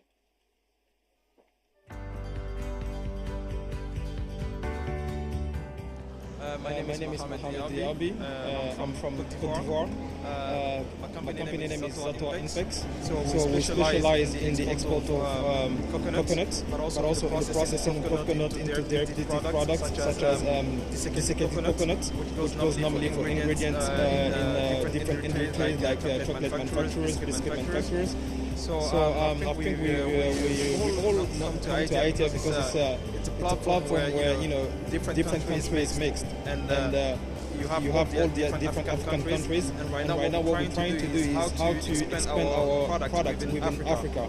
Africa itself represents now a huge market. Now how to break those barriers and be able to introduce those products within the different type of market that we all have, and see how we can share the different cultures really. So ITF is a great platform for that because you've got different people from different backgrounds, different languages, different ethnicity, they eat different food. So all of that mix is really a chance for us to come and expose our product, and hope that the main hope for us is really to get people to understand what we do, share that experience with them, that culture with them, and see how we can introduce our product into their different markets within Africa. My name is Marina Draglio. I am from Egypt. I have a brand. His name is Marina Handmade. I am a teacher crochet in Egypt. I have many women work with me in Egypt. I come here I wanted to big my work and my job, and I like this South Africa people. It's very beautiful, and I hope I be very nice and very good here, and I want to make my business. Hello everyone, my name is Aldo. We founder of Pixel Ray Studios out of Barbados, Ghana. We just finished an amazing panel about African global stream. And we believe that Africa has the potential to create the most ingenuous, brilliant, and well-scripted content in the world. The Mechanics Weekend is a dream come true for many creators and business people around the world. And more importantly, the greater outcome for not just creators, not just for businessmen, but for Africans everywhere in the world to connect and to celebrate their unity. And that is why a platform like this is so commendable, because for the first time, African governments and policies looking at this as wealth and job creation and not entertainment. My name is Lamia Omar from Egypt. I make jewelry made by Cooper. All of my products handmade, gold-plated and silver-plated. All my design is for ancient Egyptian, house of Egypt, Islamic, Pharaonic. All my design is Egyptian. I hope to show my culture and my art all over the world. In Nigeria, I saw the challenges the farmers were having. Agriculture was lagging behind as far as the incorporation of technology. And that's when I really saw drones could actually not only make an impact, but it could revolutionize farming. In 2018, I was invited to the Intra-African Trade Fair, and that changed everything for me. This is where I met two Asian men who came to my booth and shared the sentiments that I had around the application of drones on farm fields. That led to the opportunity for me to set up my engineering office right here in Singapore. Today we're growing and expanding beyond Africa into Southeast Asia. IATF is filled with visionaries that are bringing African solutions to global problems. I would encourage every entrepreneur to give their business a chance and take a leap into intra-African trade. IATF 2023, connecting African markets.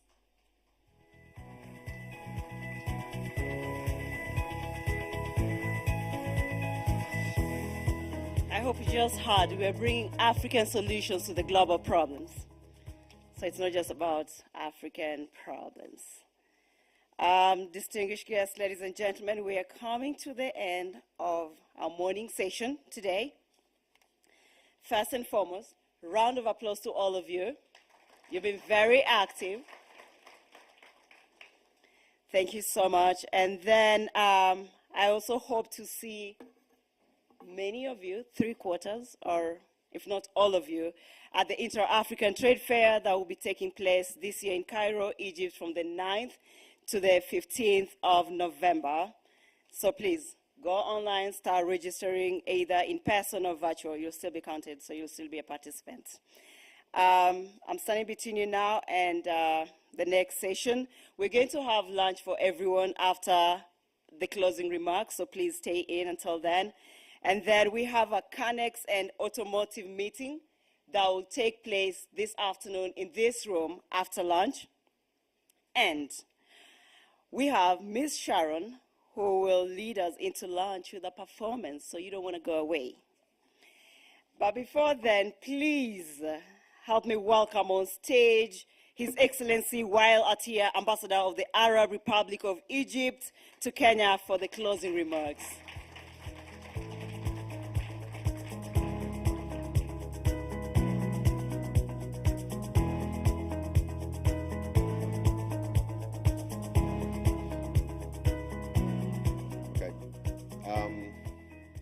Chana Mwema. I hope I said that correctly.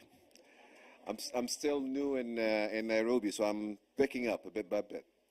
Well, it was very interesting to see all these intriguing and inspiring interventions that we've had today, as well as the questions and answers to it. And I think it gives me a big relief to see that there's this enthusiasm that exists in Kenya, as well as it does in Egypt, for the promotion and the expansion of the free trade area and the implementation, expediting the implementation of that. I think this is one of the things that we are all hoping for. It is the theme of the African Union year for 2023 to expedite the implementation of the Africa Continental Free Trade Area. And it is something that we, I think, are hoping to see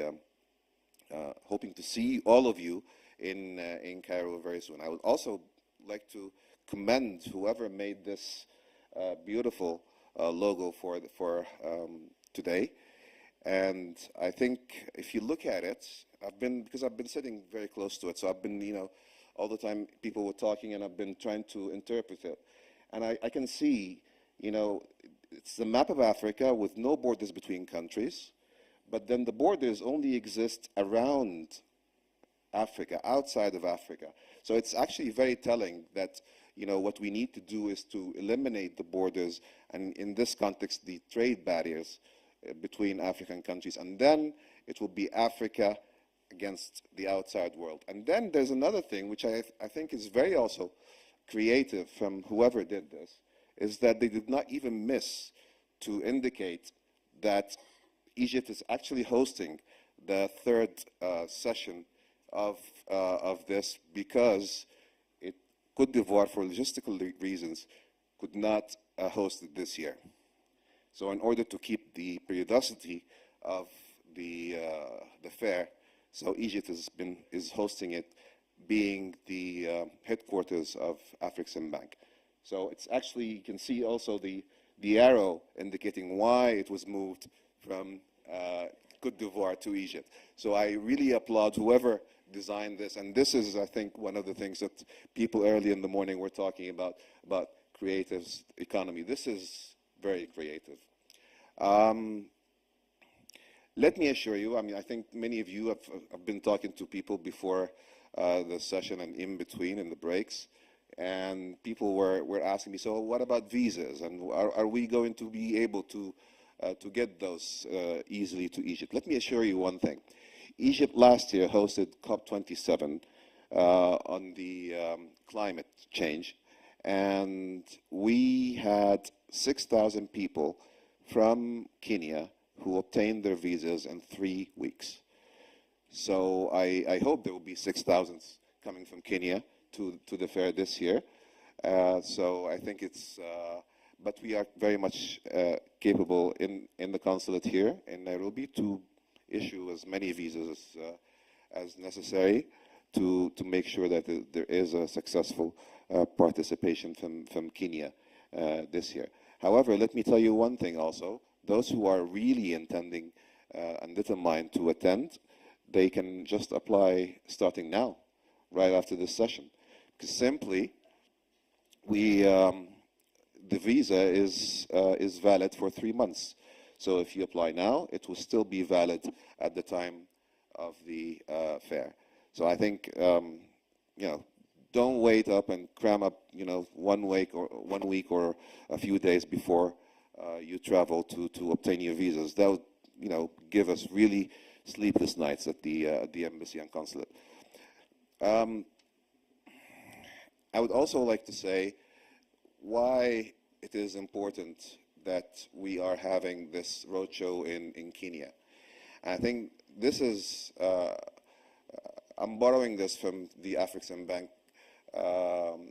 officials I've met and I've spoken to, and I think it is, I'm adding to it as well. Kenya is really viewed by many from outside East African region as a gate for the region. And I can see, as many speakers have said, Kenya is also leader in many areas when it comes to technology, IT, when it comes to banking, and all the services. I think Kenya is a leading country in many areas when it comes to services as well.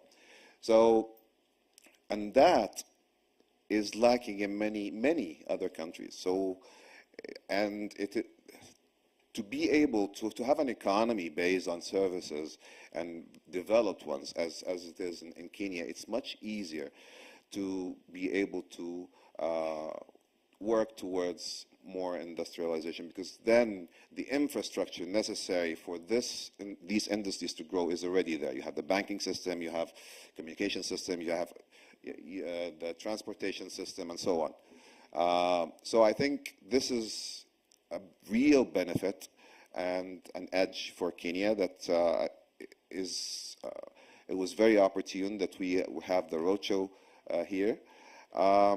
As well, Egypt and Kenya are two leaders in the promotion in Africa for the continental free trade area.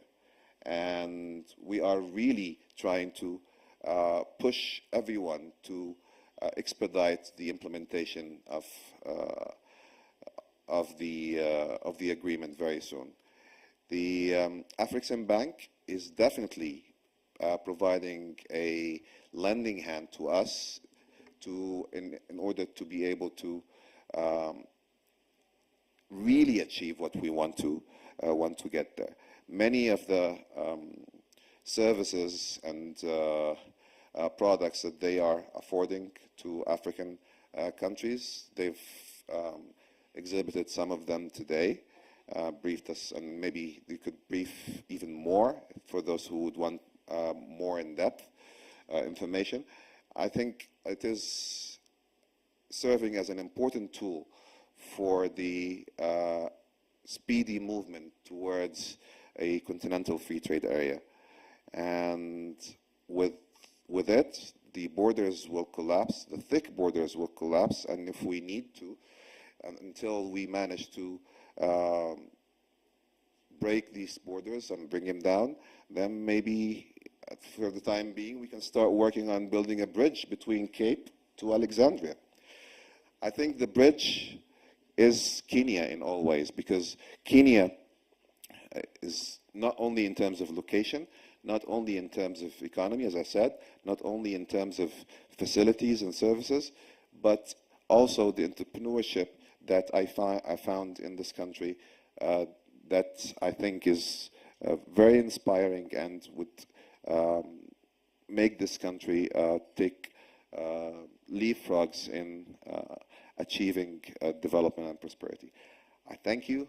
I would like to finally say that I'm looking forward to seeing as many of you in the next fair, and then the following one, hopefully I'll be also attending it, but here in Nairobi. I thank you.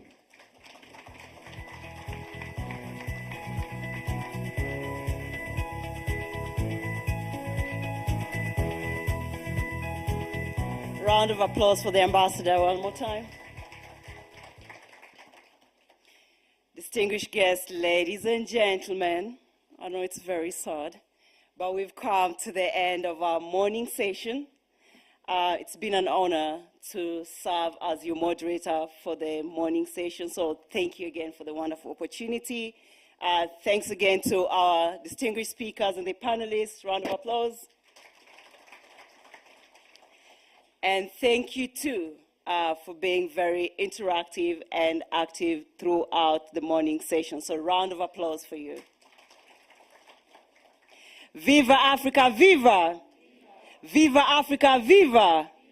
Thank you so much. This conversation continues. It doesn't end here. Hashtag IATF. And I hope that we continue to learn from one another. So this is your opportunity to network. Thank you so much. Asante sana. God bless you. Higher grounds we're lifting up, nothing holds us bound. Can you see it? The light of Africa is rising to higher grounds we're lifting up, nothing holds us bound. So come on and come on. We call on, oh Africa, come let us build the dream for all. Together we grow stronger and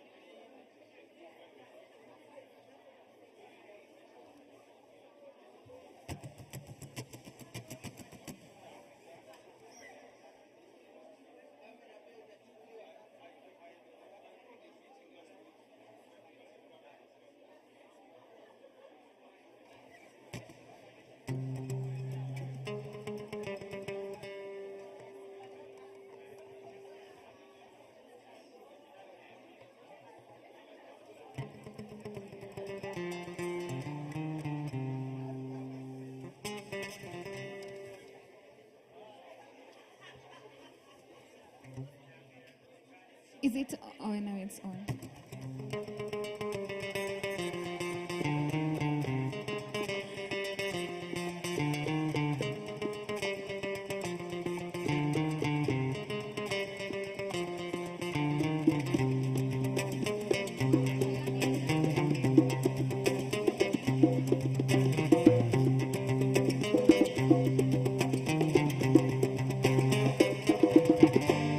Mi mtoto wa Kiafrika kazaliwa rangi